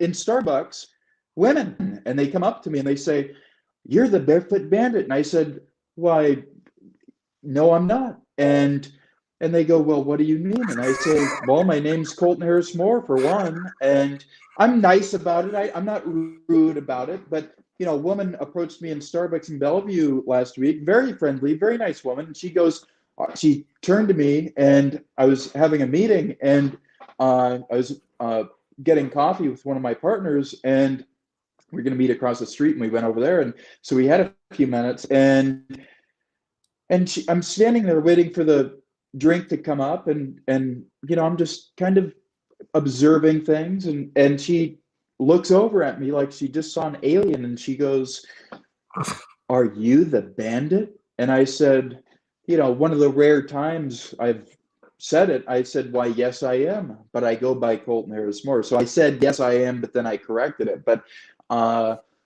very nice woman. I've had amazing experiences. The bad ones are 0.1% of all of them. I mean, it's like they never happened. But I've had people literally get mad at me when I tell them that, I'm entitled to my own private life. And I've had one person come up to me and say, "Well, no, you're not. You're a public figure. So he said, we, as the public, are entitled to know about your life." And I said, No, "The hell you are. no. The hell you are. Not if I have anything to say about it." So it's kind of forced me underground as far as, I started the YouTube channel a year ago. Obviously, I haven't, documented my life. I would really like to, but, I never want it to turn into this superficial entertainment, which it seems to trend towards very easily. And because people are thinking, I post videos of a beautiful Dassault Falcon about to take off, and people start saying, "Oh, you're gonna steal it again," and Yeah, and that it's sucks. ridiculous. And That so, sucks. if it's been so many years, I mean, what do I have to do to get these people to realize that's not my theme? I guess it's not my goal, and so Can I maybe can I they'll make just a figure it out suggestion? with time. Can I Oh, make a sure, suggestion? sure. Get yourself a mic, and a webcam, and start talking. And people are Yeah, gonna yeah, listen, and those people, they're gonna troll you. They're gonna say this stuff, and get sure. That's moderators. fine. Get That's fine. moderators that you can Yeah. trust. Get moderators that get you, and they will just start cutting those comments out. And then before you know it, people are only there. The word is out as to what your channel is about. The word is out, and it's going to pick up. You've already got a lot of subscribers that already admire you. Some admire you for the wrong reasons, but I guarantee you that a lot That's of them fine. admire you for the right reasons. Yeah. And you are clearly qualified to educate people on so many different levels. I mean, you're obviously, I feel, this is the corny side of me, feels like you and I have had sort of a spiritual connection in some way. I um think that's true. I think uh, that's true. I think when we spoke, intuitively. Yeah. Yeah. right, I felt extremely comfortable speaking with you. I felt like you felt completely comfortable speaking with me, and it was immediate. Yeah. I even Yeah. got a good vibe It was. off of your email. The email that you sent I was just like, this guy's great. And it's funny because I felt like a dick too, because I was talking about this on my live last night, that I had read, on the third part, I had read your letter to the judge, Mhm. that you wrote, trying to get more freedoms, the freedom to be able to leave the country and do what you need to do for your aspirations. And I remember saying something where his lawyer probably wrote this, because you got to be real careful, and it sounds like something a lawyer would write. And then I read your email. I realized that as soon as I read your email to me, and I was I was like, oh man, I totally underestimated this guy's intelligence, and I feel like a dipshit about it. Well, I don't know if it's intelligence. I just think that, communication's a big deal to me, and so you pick the right words to express things as accurately as possible. So I think that that's just been something I've been interested in. I wouldn't say it's intelligence, but thank you. If you want to say it's intelligence, I'll accept that. It is, because you are self-educated for the most part. That's true. that takes a higher level of intelligence than most people. I mean, because some of the dumbest people I know are college graduates. You know what I'm saying? And I'm just like, I can't even talk to you. But I not that I'm comparing myself to you, but I felt that in common with you, where I'm for the most part, as far as I take interest in things and then I learn about them. I don't take interest in a lot of things, but I take interest in things and I learn about them. And so for the most part, I'm self-educated. I dropped out of school in the 9th grade. The last grade I completed was the 8th grade. So did I. But that is in no way a reflection of my intelligence. It's a reflection of my knowledge of certain things. Sure. I mean, I can't even do long division. But at the same time, I can count money like nobody's business. And I guess that matters. Well, look at Carnegie. Carnegie, I think, I'm probably going to get this wrong, but I don't think he went past like the 3rd grade. Carnegie, created all these companies, steel companies, all these different things. I don't think he went past the 5th grade. So I've never been a big believer in formal education. That's not to say it's not important, and it's more important in some fields and professions than others. But I think the most important part is a person's inherent desire, curiosity,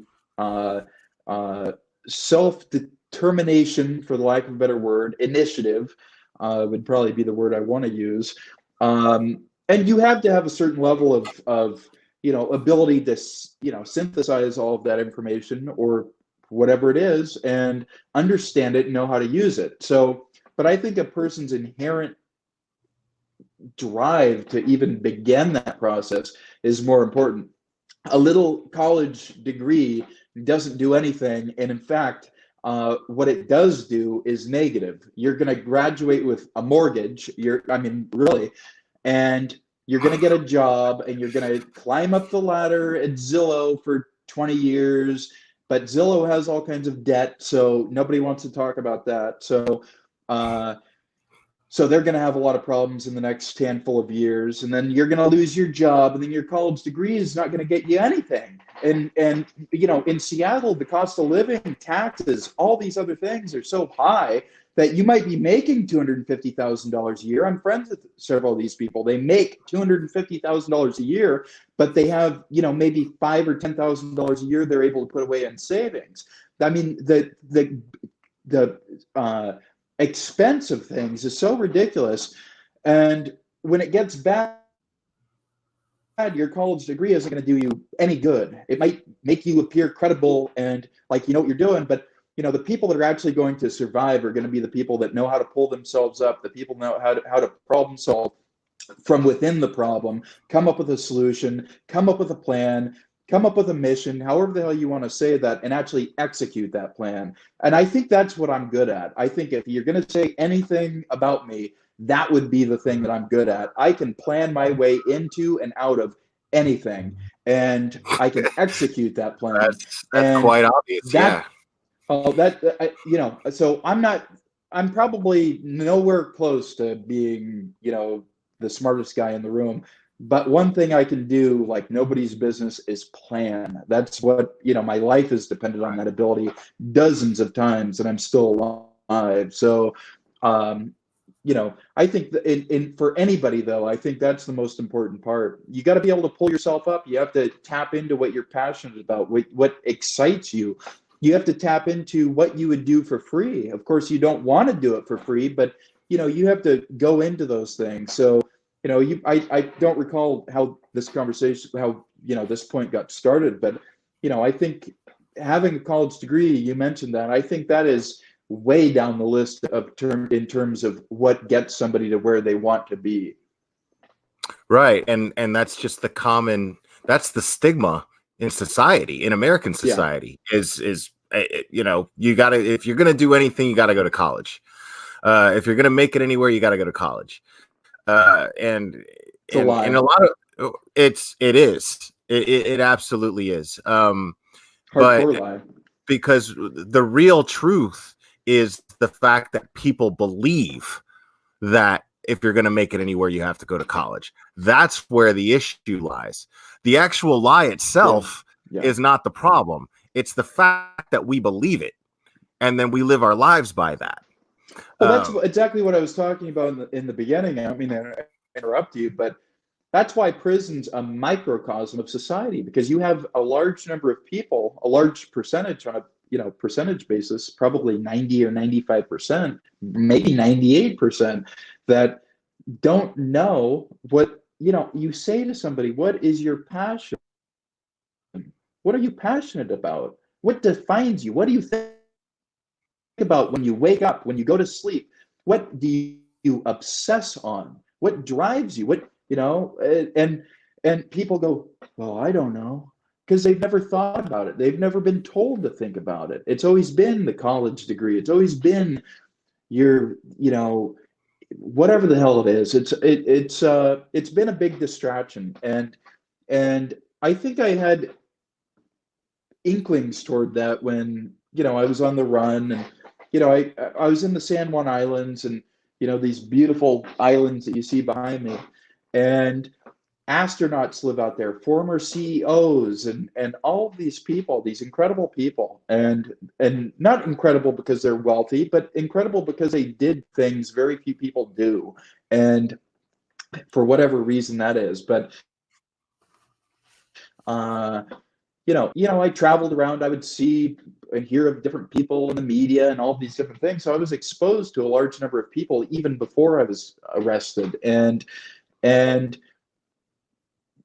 so you have something to compare it to really, really early. An astronaut, a CEO, a former CEO, whoever it is, and then you have other people that literally don't believe that's in the cards for them. They just don't believe it. And why not? Because a lot of these people started out with backgrounds similar to you and me, started out with backgrounds similar to the people saying it's not possible for them. So anybody can do it, and you have to believe in it. And this is what I picked up on in, your videos about me, and I fast forwarded through, some parts of it, but I watched them at regular speed long enough to know and to see what you were talking about with the law of attraction, with manifesting, with having a goal, with, how you would phrase things like planning and strategy, and it basically, where do you want to be in your life? Where do you want to be in 1 year, 2 years, 3 years, 5 years, 20 years?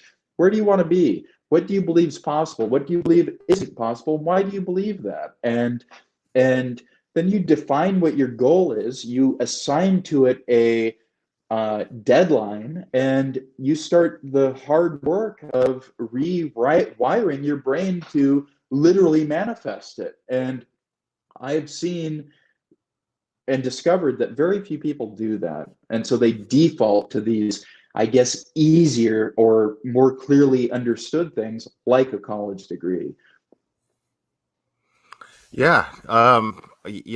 That's I told you I could talk. I couldn't agree more. Yeah. No, it's great. I'm just glad you're not bored. But I want to move on a little bit more towards like your personal life. Like, do you have a girlfriend? What do you do for fun? One person even asked me to ask you what kind of music you listen to. So I mean, this is the stuff that a lot of people want to know. So let's start one by one. So do you have a girlfriend? No, I don't. I have a boyfriend though. Oh, okay. All right. So that's good to know. I have a boyfriend. Been together almost 2 years. Let's see, what kind of music do I listen to? I could show you my Spotify, but I'd have to readjust the camera. I listen to all kinds of things. I have country music. I have some classic rock. I listen to everything, all the way from the Black Eyed Peas to Britney Spears to 50 Cent. I mean, I listen to everybody. And there's an artist I'm a big fan of, IMX, Chris Corner, who's formerly on Sneaker Pimps, which was a really great band from a lot of people would probably know. It was a little bit before my time, but I really like Sneaker Pimps. But yeah, you're talking about my time there, yeah. Yeah. But I listen to everything. I listen to podcasts also. I listen to talk radio. I listen to all kinds of things. But really work. Right on. I mean, if you want to know what I do in my personal life, it's or the thing that really, I guess, drives me most of the day is work. Is just trying to build my life up, trying to solve problems, trying to make progress and see what I've done wrong, see what I've done right, learn from it, utilize that lesson, and move forward. And that's why I'm so focused on the future, because talking about the past, 5 or 10% of that's actually going to be useful. Asking yourself, did you make a mistake? Well, what did you do? Did you do something right? Well, what was that? And you incorporate that, you build that into your algorithm, for the lack of a better word, and then the algorithm's better and better and better and better. And so that's part of it. But I'm focused on the future. I'm not where I want to be in life. That's the major thing. And it has nothing to do with money. But I suppose it might actually have a lot to do with money. Money is a resource. It's a tool. It's a key. It's, I described it to a good friend of mine that said, I don't care about money. But I said, well, how do you feel when you have, $5,000 or $10,000 in your bank account, and you feel like you are, safe, that you can afford an emergency expense, or, something happens, or you can afford to invest a little bit in yourself, or go to one of his seminars. He goes to seminars. So, he goes, I feel great. I said, well, yeah, that's the point, because energy comes through money. Money is every dollar you have, of course, the more you have, the more powerful it is, but it's a resource. It's a portal for energy, probably interdimensional energy, to be honest with you. But just ask yourself, if you don't believe what I'm saying, how do you feel when you have money, whether it's $1 million, whatever it is? How do you feel when you have that money in the bank and you previously didn't have that? You earned it. You accomplished something. That's number one. Number two, when it's there, it's locked in. It's not going to just vaporize, and it gives you a sense of security. It literally inspires you. It amplifies your inherent energy, and things are easier to accomplish. Conversations are easier. Meetings with potential business partners are easier. It's all easier, and there's a reason for that, because you're drawing energy from that money, but not money as a number, not as a materialistic item, but as many energy portals that cumulatively form one large energy portal. And that energy is coming into your life. It allows you to manifest more things. That's why the rich get richer. That's why the rich get more successful. Or, Elon Musk, and I'm not talking about every wealthy person, but that's why Elon Musk is, every day he's working on something new. It's because he has the resources to do that. So right. My goal is to get to the point to, in life where I have the resources to pursue my ideas, my goals, things that fascinate me, not in some arrogant, narcissistic way, but because I want to be able to pursue goals and accomplish those goals and move on to the next goal and never quit. I'll probably never be satisfied in life. And that's the curse of it all. I'll probably never be satisfied. It's always going to be work. It's always going to be 15 or 20 hours a day of work. But I like that. I enjoy it. So that's what I spend my time on, is the various ways I can solve my various problems and hopefully actually do that. So that's what I work on. That's interesting that you use that, that you say that about money being even a portal in some way from one reality to another, and that's very interesting. Because I look at exercise that way, and it's a weird comparison, but when I took on exercise, I decided I was going to focus on that. What it's become for me is a way for me to create it's a portal towards believing in myself that I can achieve goals, and convincing myself to be able to do better things with myself. So by practicing that physically, it's building up the confidence in my mind to be able to do these things. That's it. Spiritually, to do them mentally, and connect with people mentally, and that comes from, honestly, from just spending time by myself and pushing myself. It's a very difficult thing to explain, but the way that you just explained money being that way for in another aspect made it seem like the way that I've been looking at it makes a lot of sense. The way that I've been looking at exercise makes sense. Oh, it makes perfect sense. Right. So I think it's also perfectly true. I think that, it's kind of multi-dimensional, no pun intended, but so there's many different aspects to it, but I think what you said, spot on. Yeah. I'm just reiterating what you're saying basically, but I love that. I love that you truly believe this. And that tells me, just, being the other person in this conversation, that just tells me that I have no doubt that you are going to achieve the things that you want to achieve. Thank you. And I mean, and that's just that. It's not even like, oh, well, I want to believe in this guy, he's got such a great attitude. No, I'm listening to this guy, and I have no doubt in my mind, I would be willing to bet everything I have on his success. Thank you. Right. Thank you. Regardless of your obstacles, regardless of anything, your obstacles, you're seeing them in the same sense. You're almost seeing, I feel like you're almost even seeing your obstacles as a positive. I talk a lot about gratitude on this channel, and I actually I did a thing about gratitude yesterday, and I had explained that I'm even grateful for the negative things in my life. And I feel like you see that the same way. You see these obstacles that you're dealing with as just another challenge, something that's going to make you stronger. Well, you don't want it to be too easy. Right. Right. So I would say it's fair to say that you are actually, you feel gratitude for these obstacles that you're faced with. Is that kind of an understatement, or? I wouldn't say it's inaccurate, but I would say that listen, I'm a big believer that everything happens for a reason.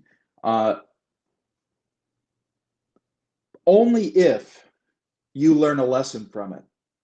Right. Otherwise, it's just a bad thing that is like, a rock. Okay. It's not going to do anything for you. But it's up to you to look for that reason. Yes. And so, I'm going to get a pilot's license. That's a big point on my list. And, if the FAA wants to cause problems for me because they're judging something that happened 15 years ago, that's fine. I can go to Mexico. I can go to Italy. I can go to France. I haven't done it because I'm focused on the project I'm working on at the moment.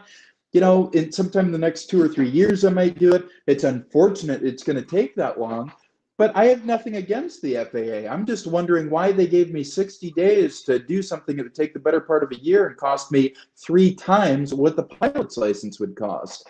So you look at things like that, and you just see it kind of as this forced disadvantage. So it's hard for me to have gratitude for an externally imposed disadvantage. Oh, no, no, where no. it's And I don't mean gratitude towards the yeah, yeah. No, no, FAA. no. I see that. I got Fuck a them. other Yeah. point. I have another point. So, but I understand things happen for a reason. And so, aside from exceptions like that, and I don't know, maybe that's just their standard procedure. So, how much of that can you actually gripe about? And Right. so who knows? And but there is truth in when you have an obstacle and you actually overcome that obstacle, even if that causes you to literally fly to the other side of the planet to be able to do something so simple and what should be very inexpensive or relatively inexpensive. If you have to go, through all this trouble to overcome an obstacle, then when you overcome that obstacle, it's that much more powerful. It has that much more power for you, metaphysically, spiritually, intuitively, however you want to say that, all of the above. So you're metaphysically a more, I don't want to say powerful, but capable person. So everything that you overcome. There's a Chinese saying that I can't remember exactly what it is, but basically, the harder something is, if you actually overcome that, you're that much higher up. Okay, so in other words, if you're going to jump, let's say you stack up a bunch of bricks or something, and you got one pile that's 2 feet tall, and then you got another pile that's 5 feet tall. Okay, are you going to jump over the 2-foot brick or jump on top of it and be 2 feet off the ground? Or are you going to, these bricks are a block in your life.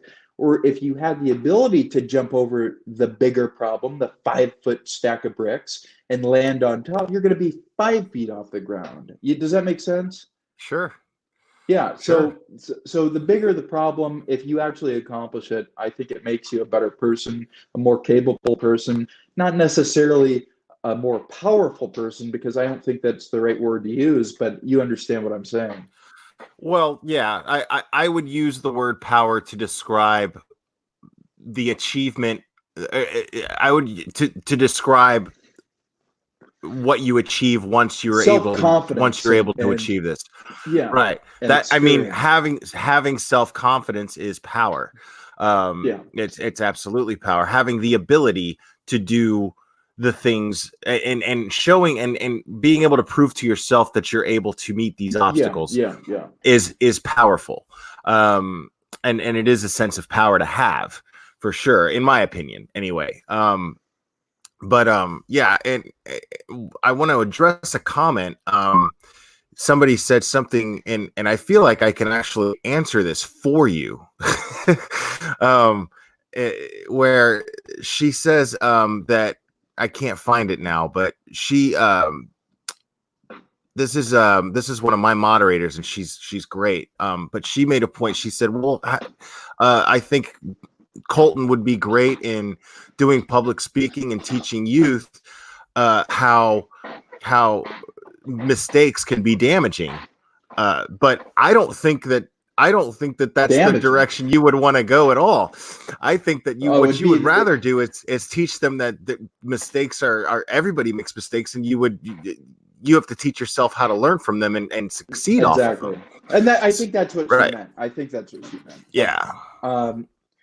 But absolutely, ironically, my whole thing to try to, end probation early so that I could travel international, the media said, oh, well, he can still travel. There's no problem with that. Yeah, in theory, I could, if I want to fill out 1 or 2 months worth of paperwork and applications, and then you don't know if you're going to get approved or denied. And then on the flip side of that, I'm supposed to do that, very often. And, so I would need, a fluid ability to travel.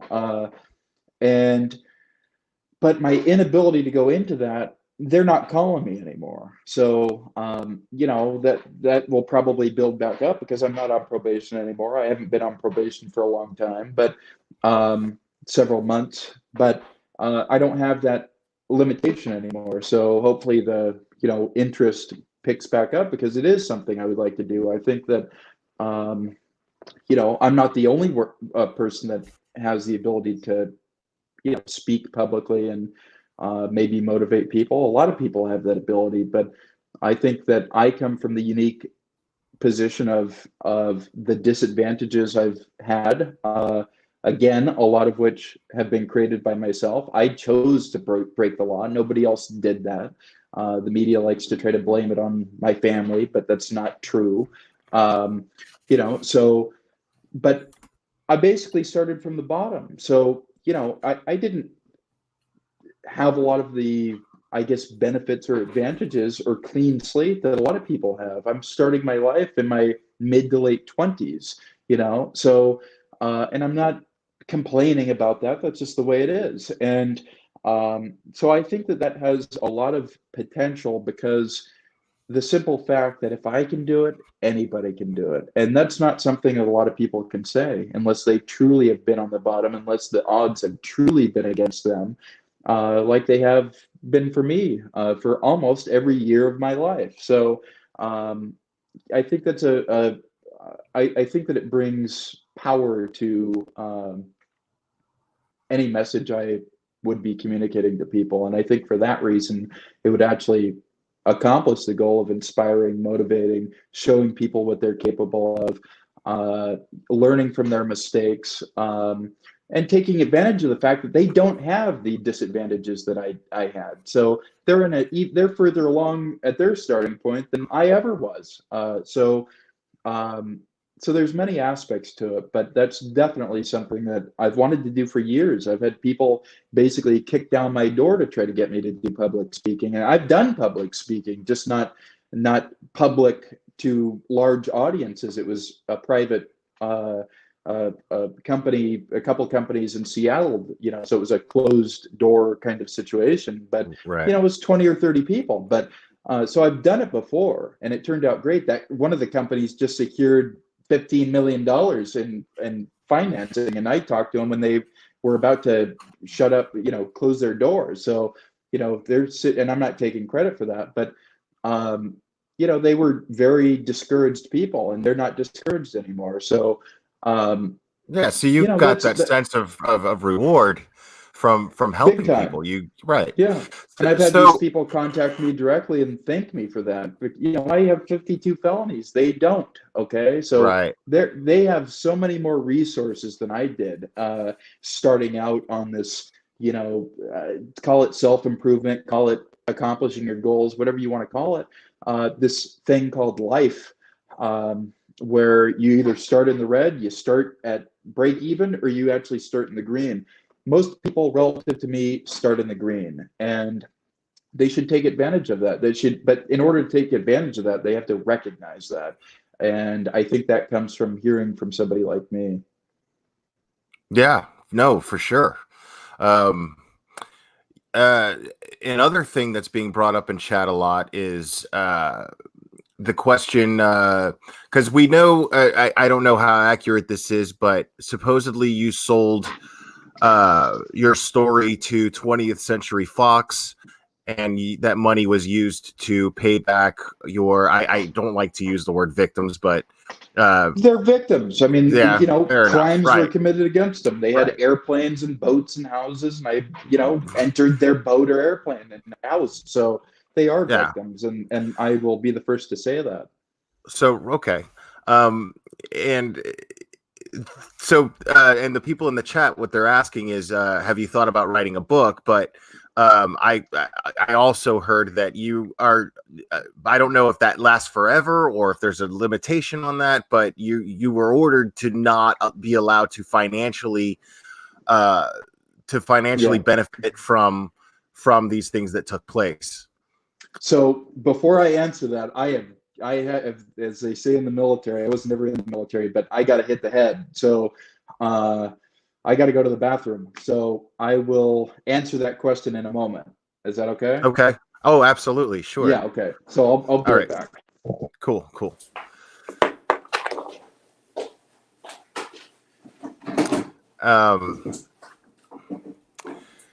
All right. So guys, yeah, this is Colton Harris Moore that I'm speaking with. And for those of you who are just joining us, he is incredibly fascinating and incredibly insightful. And I'm really enjoying this conversation I'm having with him.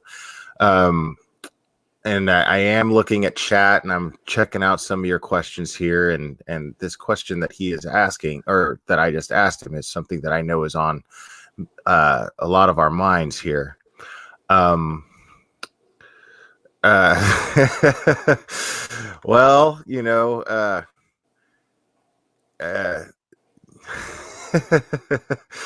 yeah, let me not touch that one. At least not, I don't feel comfortable doing that without him present. But I'm not even sure I feel comfortable discussing that subject with him at all right now. But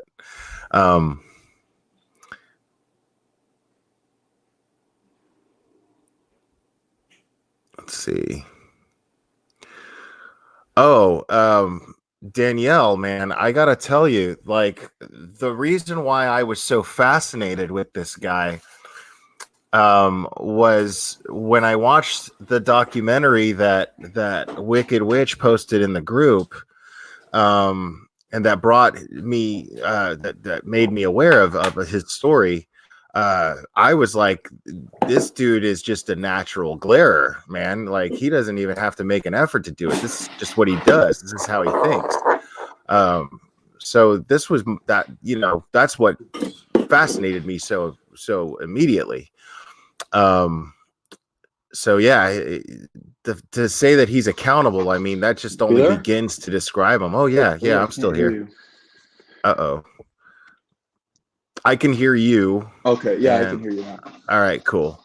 But yeah, you were saying you were answering the question as to the 20th Century Fox thing, but what's your limitation? What's the details on that, as far as what you're allowed to do, what you're not allowed to do, as far as I get that too, man.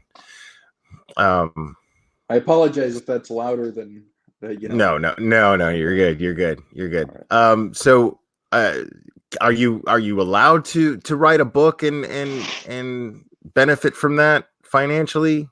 I don't think so. It's fairly complicated. 20th Century Fox has exclusive rights to my story.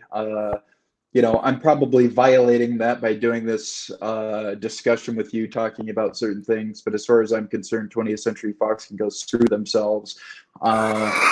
So, you know, they can sue me, have fun. I can sue back. So, you know, but the people involved with that were great people. The screenwriter is great. Dustin Lance Black, a very good friend of mine, an amazing person. I mean, just one of the highest quality people I've had the pleasure of meeting. What's the status of that production? Nobody really knows. We get word every period of time that they're going to do it, but the director is working on another project, and he doesn't really have it figured out. Are you allowed to say who the director is? I actually don't. I can't recall his name. Let me. Because I'm David, quite a movie buff. I believe it's David Gordon Green. No, that's not him. It's somebody else. So let me look this up. Yeah, because I'm fascinated by that, because like I actually love movies, and I love biographies, and I love comparing the accuracies, and so you can imagine how tickled I am to be actually having this conversation with you, and the possibility that a dramatized, a dramatized what we call in Spanish paquete, which means exaggerated story, or exaggerated version of it, would be coming out, because I know it's going to be quite a circus. because they'll dramatize anything. If you sold your story to them, they can do whatever they want with it. You know, they could just make shit up, and you know, so that's very interesting. I'll get to that hardcore here in a moment. So let me see. Robert Zemeckis, David Gordon. Who's David Gordon Green? Robert Zemeckis, really? Yeah. Oh wow, that's gonna be huge. Well, I've never met the guy. He's a Cirrus pilot, so I have respect for him on that. I really like. Are you aware of his career? Like what he did? I haven't done a lot of research on it. He directed the Back to the Future trilogy. That's what he's most known for. I did know that. I don't know. The guy's never called me. The guy's never talked to me. The only person I would imagine he's busy. Dustin Lance Black. Yeah, but you know, at the same time, if you're going to be making a movie on somebody's life, you know, you want to talk to them and get an idea of what they're like. Yeah, so sure. It gives me a sense of unease that I haven't communicated with anybody other than Dustin Lance Black, who I know would do a good job and did do a good job. That's what he does for a living. He has a long track record of building meaningful stories on people's lives, and he gave me his word that it would be good. And if it inspires people, and I believe it inspires people, and I don't know that to be a fact right now, because I don't know Robert Zemeckis. I've never spoken with Robert Zemeckis. Yeah. And he's the director, so Lance Black can come up with, you know, the most beautiful screenplay in the world, but it's up to the director, just like a plan. It's up to somebody to come up with a plan, but then you got the troops on the ground that execute that plan. And Robert Zemeckis is the troops executing the plan that somebody else created. So how well he does that is anybody's guess. And it gives me unease that it's been so many years that they have put tens of millions of dollars behind this or talked about doing that, and that it has never gone anywhere. Communicating with me, not that I'm the grand master in all of this, but you know, in charge of anything, but you know, it's my life, it's a story on my life. But then there's the other issue of, if I'm going to have a movie about me that is inherently inaccurate because it's tilted towards the past, then why do I want to do that when I'm focused on the future? So why do I want to do that? I don't want to do that. So, but the point is, it was never my goal to get a movie done. My goal was to, and if the movie was created, fine, but it was never my goal to see the movie to completion. And that's the big question mark. I saw the movie deal like in my imagination, and trying to imagine the type of person that you are. I saw the movie deal being just a way to help, you know, do right the things that you did wrong, since the money was going to your victims. Say that again. I imagined that your reason for doing the movie deal was it was a way to be able to right the wrongs to your victims.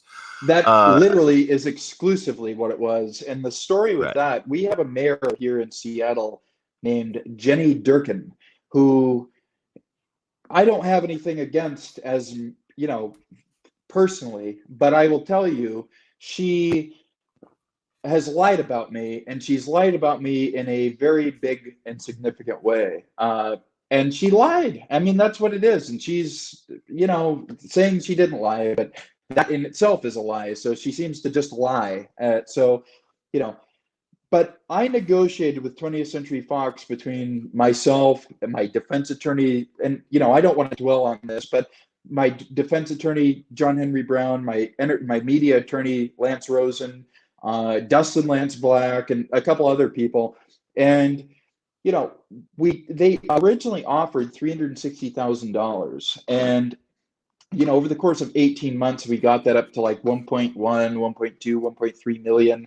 And the entire purpose of that was in order to be able to pay back victims. I knew the value of the airplanes I took. I knew the value perfectly. And so I knew within maybe $100,000, and it really was, it was 900. And I tallied up 900, and Lance Rosen will corroborate this because he was, in charge of the back and forth between 20th Century Fox, and he asked me what I think the federal side of the restitution is going to be, because I have the state and the federal, two different jurisdictions, and both with different dollar amounts. And I said that I think that the federal is going to be, I think I said 980 or 990,000.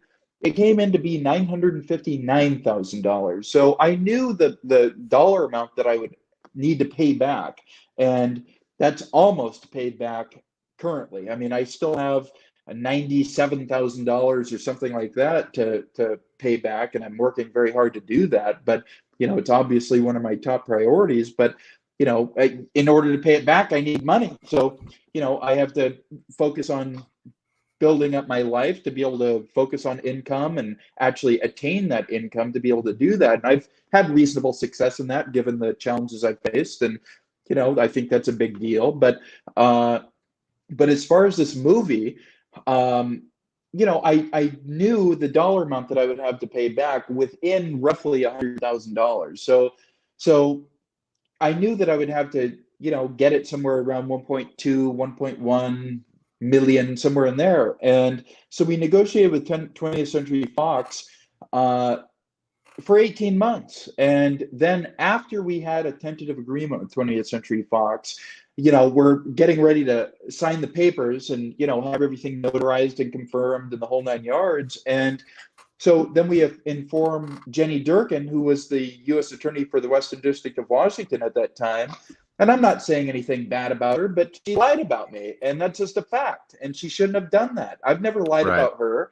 And that's the way it is. But she comes out and she holds a press conference and she says, Colton's not going to be able to profit from his crimes. We've made sure of it.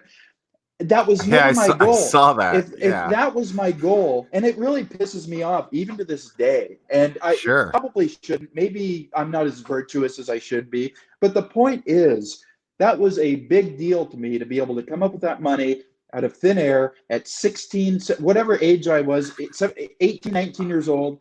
And she was over $1 million. Yeah. But I'm almost finished. I apologize for no, that. I'm sorry for interrupting. But she comes out when we tell her we have a deal with 20th Century Fox to secure, because remember, we hadn't been to the judgment hearing for the restitution. So we negotiated the dollar amount before we had it handed down through the court process by the judge, by everybody else. And victims are submitting their paperwork, their claims, insurance companies are submitting their claims, the whole 9 yards. It's a very complicated process.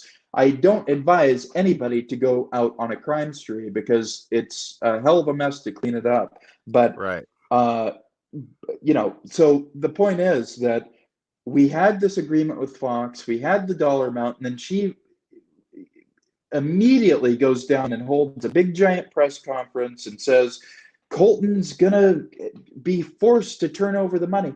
Hey, I could have legally kept every dollar that I raised through that. I legally could have kept every dollar. Tell me the law that exists that would have barred me or prevented me. It's called the Son of Sam law. Okay, a lot of people are going to know about that. I know of the Son of Sam law. Yeah, a lot of people are familiar with it. The Son of Sam law, violent crimes. Not one of my crimes is violent. So it says, if you go out and hurt somebody physically, rape, murder, whatever it is, kidnapping, and all terrible things. But if you go out and do something like that, you cannot profit from your crimes. Okay, the Son of Sam law doesn't apply to me. I could have kept every dollar that 20th Century Fox was. And this is, of course, Jenny Durkin doesn't want you to know that. That's fascinating. And so the point is that she gets out and she says, Colton's gonna be prevented. This office is clamping down on Colton hard to prevent him from. I was never trying to profit, because if I wanted to, I would be a millionaire right now. I wouldn't have any of the problems that I have right now if my intentions weren't sincere as it relates to raising money for from 20th Century Fox to sell my life story, do a deal with the devil, raise money for my victims, and try to clean the slate and clear the slate. And I have Jenny Durkin, very authoritative person. Everybody listens to what she says. And she's holding a press conference saying, I'm basically this terrible person that just wants to take the money and run. And that could not be further from the truth. My intentions, I negotiated for 18 months and her office didn't know about it. And the emails are monitored, the phone calls are monitored, and they she's didn't the know district about it for attorney, 18 correct? months. She was. She's now the Right. wonderful mayor of Seattle. But I negotiated for 18 months. 18 months. And her office, who has so much powers sense. like 10 times the FBI, the U.S. Attorney's Office is like 10 times the FBI. They monitor the phone calls, the emails, they bug everything. And she didn't know that I was negotiating with 20th Century Fox for 18 months until we had a deal in writing, totally solid, totally bankable, that we could take back to her to show her that we're doing a good job, that I'm genuinely interested in solving the problem. And what does she do? She flies to the nearest room full of cameras and tries to make it sound like I'm this horrible person and then the media repeats it. And then I have people to this day that say Colton shouldn't profit from his crimes, as if that is ever my goal, and so and let me get this straight. So and I don't mean to sound so aggravated, so don't. No. But I'm trying to. You have a right to be. If what I'm hearing is correct, you have a right to be. You're saying that you went out and this was your idea to do this, to make this deal with 20th Century Fox, to negotiate with them for 18 months with your media lawyer negotiations. Nobody knew about it.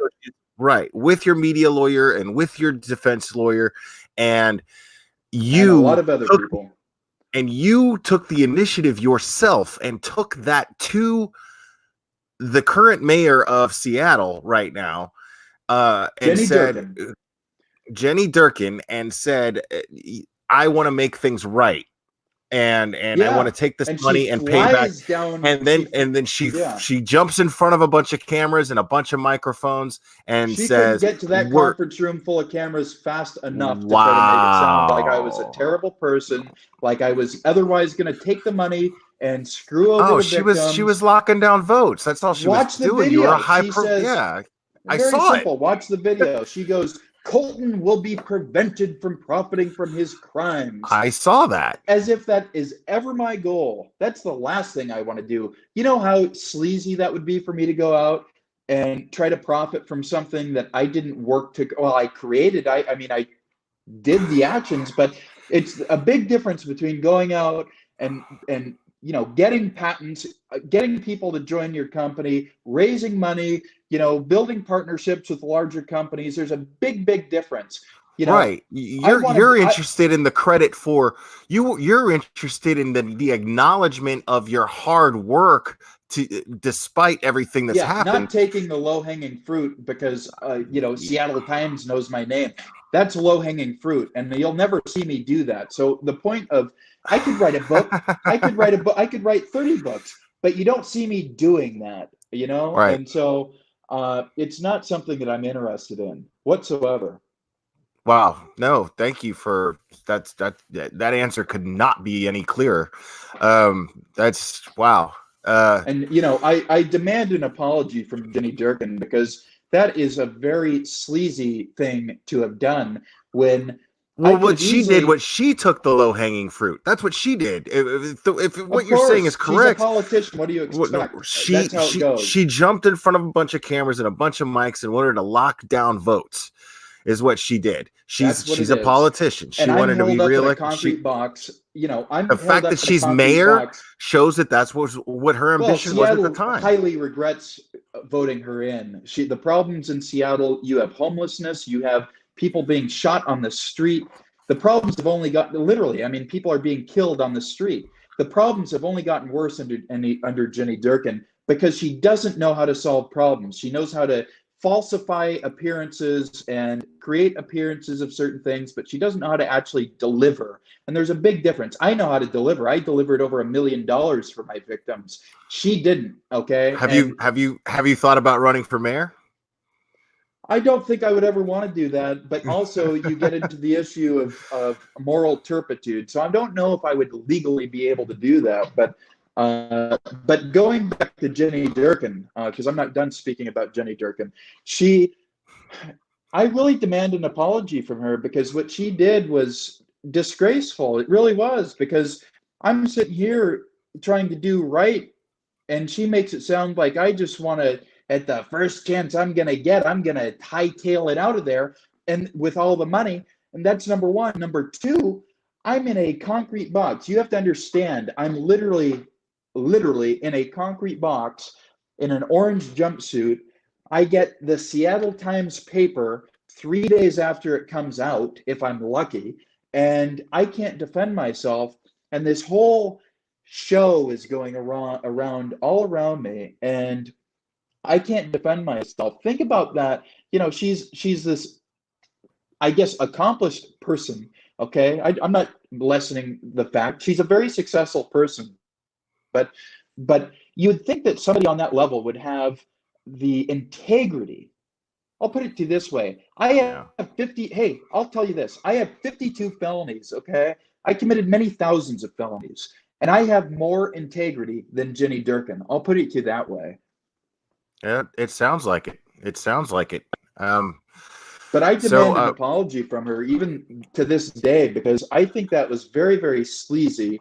I think it was insincere, because that's probably one of the most important things I've ever done in my life, was trying to deliver for, these people. You have to understand that, I'm in jail, and suddenly I'm being exposed to police reports and accounts from all of these people. Suddenly I'm, reading this firsthand for the first time, and realizing that, these people were, some people moved out of the San Juan Islands. They were so scared. I had no idea of that. So just imagine the, I guess, paradigm shift, if you want to use that word, or the awakening that I'm going through. And then I have an opportunity to actually do something big. How many 19-year-olds can come up with over $1 million? Okay, I'm not taking credit for that, but I had a lot of very experienced people helping me in that process, like Dustin Lance Black, like Lance Rosen, like John Henry Brown. But at the same time, I need to sign off on that paper for any of that to happen, and we had certain checks and balances built in to make sure no money was wired from 20th Century Fox. It would go directly to whoever it was in charge of distributing it to the victims. That was built in to the contract and the entire agreement that we had.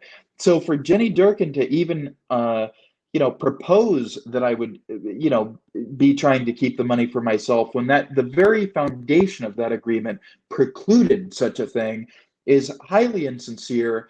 And she largely debased dismissed or lessened probably one of my biggest accomplishments, which happens to be one of the most selfless things I've ever done. Because I could have taken that money and had $1 million in the bank right now, and I wouldn't have lived on bread. I wouldn't have struggled to get a job. I wouldn't have done a lot of the things that I've had to do in just the past 3 years. And for her to do that, I'll never forgive her for that until she apologizes. Then it'll be old news, water under the bridge. But until she does that and she owns up to that, that's one of the great lies that I've ever seen. Because the Seattle international media was there, and it's created and fortified this entire false narrative that all I've ever wanted is money. That's the last thing I want. I want to earn money. I don't want to take low-hanging fruit and, exploit myself for, some petty cash, okay? And compared to what's possible if, I go out and I build a company and work very hard and accomplish my goals. And I'm a very honorable person, and for her to say that is, I'll never forgive her for that until she apologizes. Yeah, I don't blame you for feeling that way at all. I wouldn't have ever said that about anybody, especially Jenny Durkin. I'm not that kind of person. For somebody of her pedigree and stature and esteem to stoop to the level of saying that about somebody that can't even defend themselves, and who had entirely honorable, and this is old news, so it doesn't even matter. So why am I so upset about it? Because it's the truth and it's the facts, and they've never really come out. Yeah, it's pretty obvious if you look at all the facts, and you look at your actions. And despite the crimes, first of all, the crimes took place when you were a kid. You were a kid. The growth that that's taken place. Yeah. Not only but that, the growth but over the years that has taken place is being overlooked. Yeah. Well, it's being that was completely going to be one of overlooked. my major points is, I'm not sitting here talking about how great I am. That's not my point. I have at every opportunity demonstrated or attempted to demonstrate to the maximum degree the fact that the past is the past. Okay. And if somebody doesn't want to believe that, then that's their business. Okay. It's not my problem. But I've taken every opportunity to learn, to progress, to mature, and I think I've done a very good job at that. If you look at just some of my earlier tweets when I just started my Twitter account, very arrogant, brash tweets. I deleted those tweets because that's not who I am anymore. So, I had a chip on my shoulder. So, I'm not who I was, but even the person I was, that's, the reason I did what I did was not, because I'm some out of control criminal. And, right. And it's just very disappointing that it very often takes that tone. But I think there's more to it than that. I think people use it against me as a mechanism to judge and put themselves higher. And I think that's very unfortunate. Not for me, but just that we live in that kind of a world. Right. Where that's done, and it's disappointing. But I, again, focus on the future, and it doesn't get me down. It might get me riled up, but it never gets me down. It doesn't ever get me down. Well, I want to go ahead and try to wrap this up at 2.5 hours here. But this feels was like 45 minutes. Right. Yeah, no, I would love to do this again if you were willing to. I absolutely I really enjoyed myself, and I think everyone here did too. The chat has stayed consistently with the same amount of people, and it's I think everyone here enjoyed it, and like I said, I would definitely love to do this again, and Yeah, hopefully totally. I'd love for it to happen on your channel at some point. I want to see you guys, because you obviously have a lot to say, and I think I'm hoping that this experience gave you a feel for it. But and the thing is you already have the subscribers. You already have a lot of people that are willing to listen to you, and some are even just hanging, by a thread, waiting to hear what you have to say, because they know that you have a lot to say. And this was extremely informative, and I got to hear a lot of things that I was really curious about. And it's stuff and it was refreshing, because it was most of it was stuff that I already knew in theory, just from getting a feel for who you are. And I have no doubt in my mind that you're going to be doing fantastic things. You've already been doing fantastic things. It's been a lot of work. It's been a long, long road. You look at where this all started, getting out of prison after 6 years, and the amount of momentum and progress and the partnerships and the people I've met. almost came out of nowhere. And what I mean by that is, I go into prison and I know basically nobody. I don't know attorneys. I don't know business people. I don't know uh, retired business people. I don't know any of these things or any of these people, but organically, like it's meant to happen. It's come together over the past several years, past almost decade. And I now have a very lengthy list of highly intelligent, highly accomplished, highly capable, most energetic, wise people. And but it's been a long, long road, whether you measure just since the time I was released. And, I went from applying to 48 jobs and having all but one not even return my, I guess, inquiry. And, and then other situations like with the FAA, which hopefully we'll get that worked out. But it's also going to be a long road, but I'm willing to put in the time and work. It's very important to me. But you look at where I started even 3 years ago, applying to all of these jobs, being totally down and out to getting jobs, to building my skills to the point where I can, do consultant work and doing freelance work and other specialty things that I do, to eventually evolving into forming businesses and, that we hope will be very big businesses. We have very unique characteristics to what we hope to do and build, and that nobody else is doing. And very large dollar amounts involved with that. But money isn't necessarily the only goal. We hope to do many things, but in building this company and projects. But so it's very exciting, but it started from nothing. And it not only started from nothing, but it started from deep in the red. And I mean deep in the red. I not only broke even, but I moved into the green, and that's what I'm going to continue to do. That's the message I want to share with people. I might get worked up sometimes, but I'm actually not upset. It's just superficial emotion, but people that's love what I that want to anyway, do. so don't worry about it. People love to see their YouTubers get fired up, man. So Yeah, don't well, I get ever. fired up. That's for Yeah, sure. But, right. Same here. but that's what I want to do. I want to share that message because at the end of the day, if I can do it, I started. If you're going to measure it in terms of feet, okay, out of 100 feet in the red, 100 feet in the green, and let's say 100 feet in the green, you're at the 100-foot point and you've accomplished everything you want in life. You're financially free. You got a family, you got a house, you have the whole 9 yards.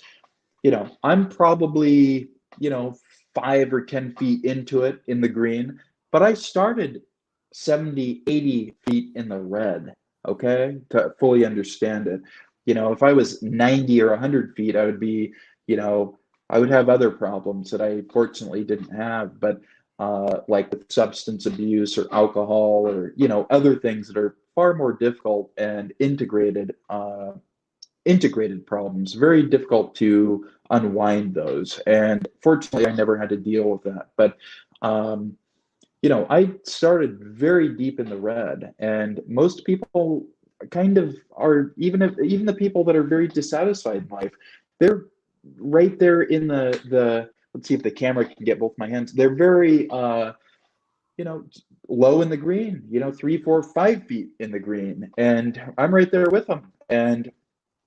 But as I build up and get to 10, 15, 20, 30 feet and further on, I want people to know where I came from, what I started with or lack thereof, and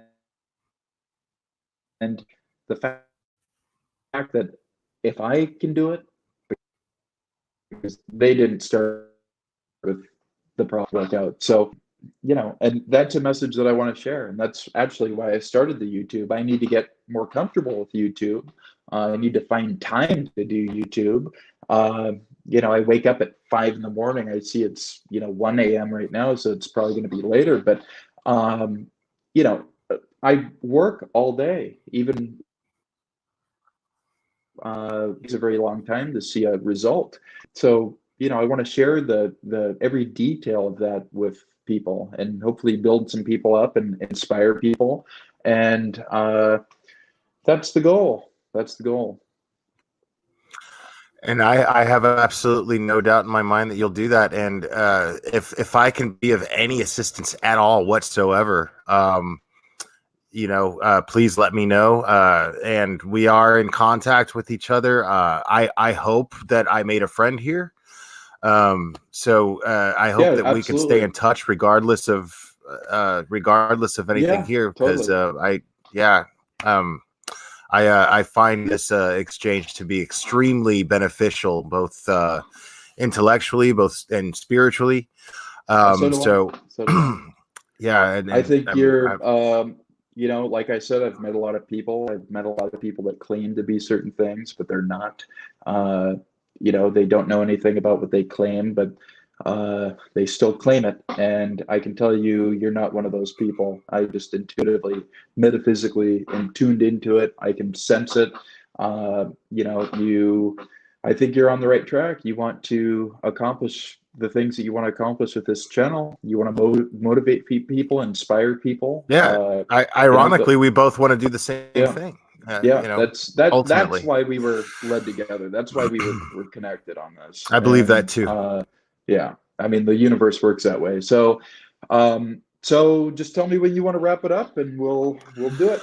I think that's a great note to wrap it up right there. Talking about how great I am. That's awesome. No, I'm just kidding. But no, thank you so much again. I'm humbled. I'm grateful. This was a fantastic experience for me. So I really, really, really appreciate it. And like I said, just let me know if there's anything that I can do for you. And I am really, really hoping. I can't wait to see what's next for Colton Harris Moore, man. Me too. Me too. So, all right, everybody, thanks for joining the chat. If you're just joining us, you catch the replay, and hopefully Colton and I will be doing this again very soon. Yep. But all right, guys. All right. Have a good night. Thanks for having me. It's my pleasure. It's a lot of fun. 3 hours went quick. Yeah, sure did. All right. All right. Okay. Good night. Have a good night.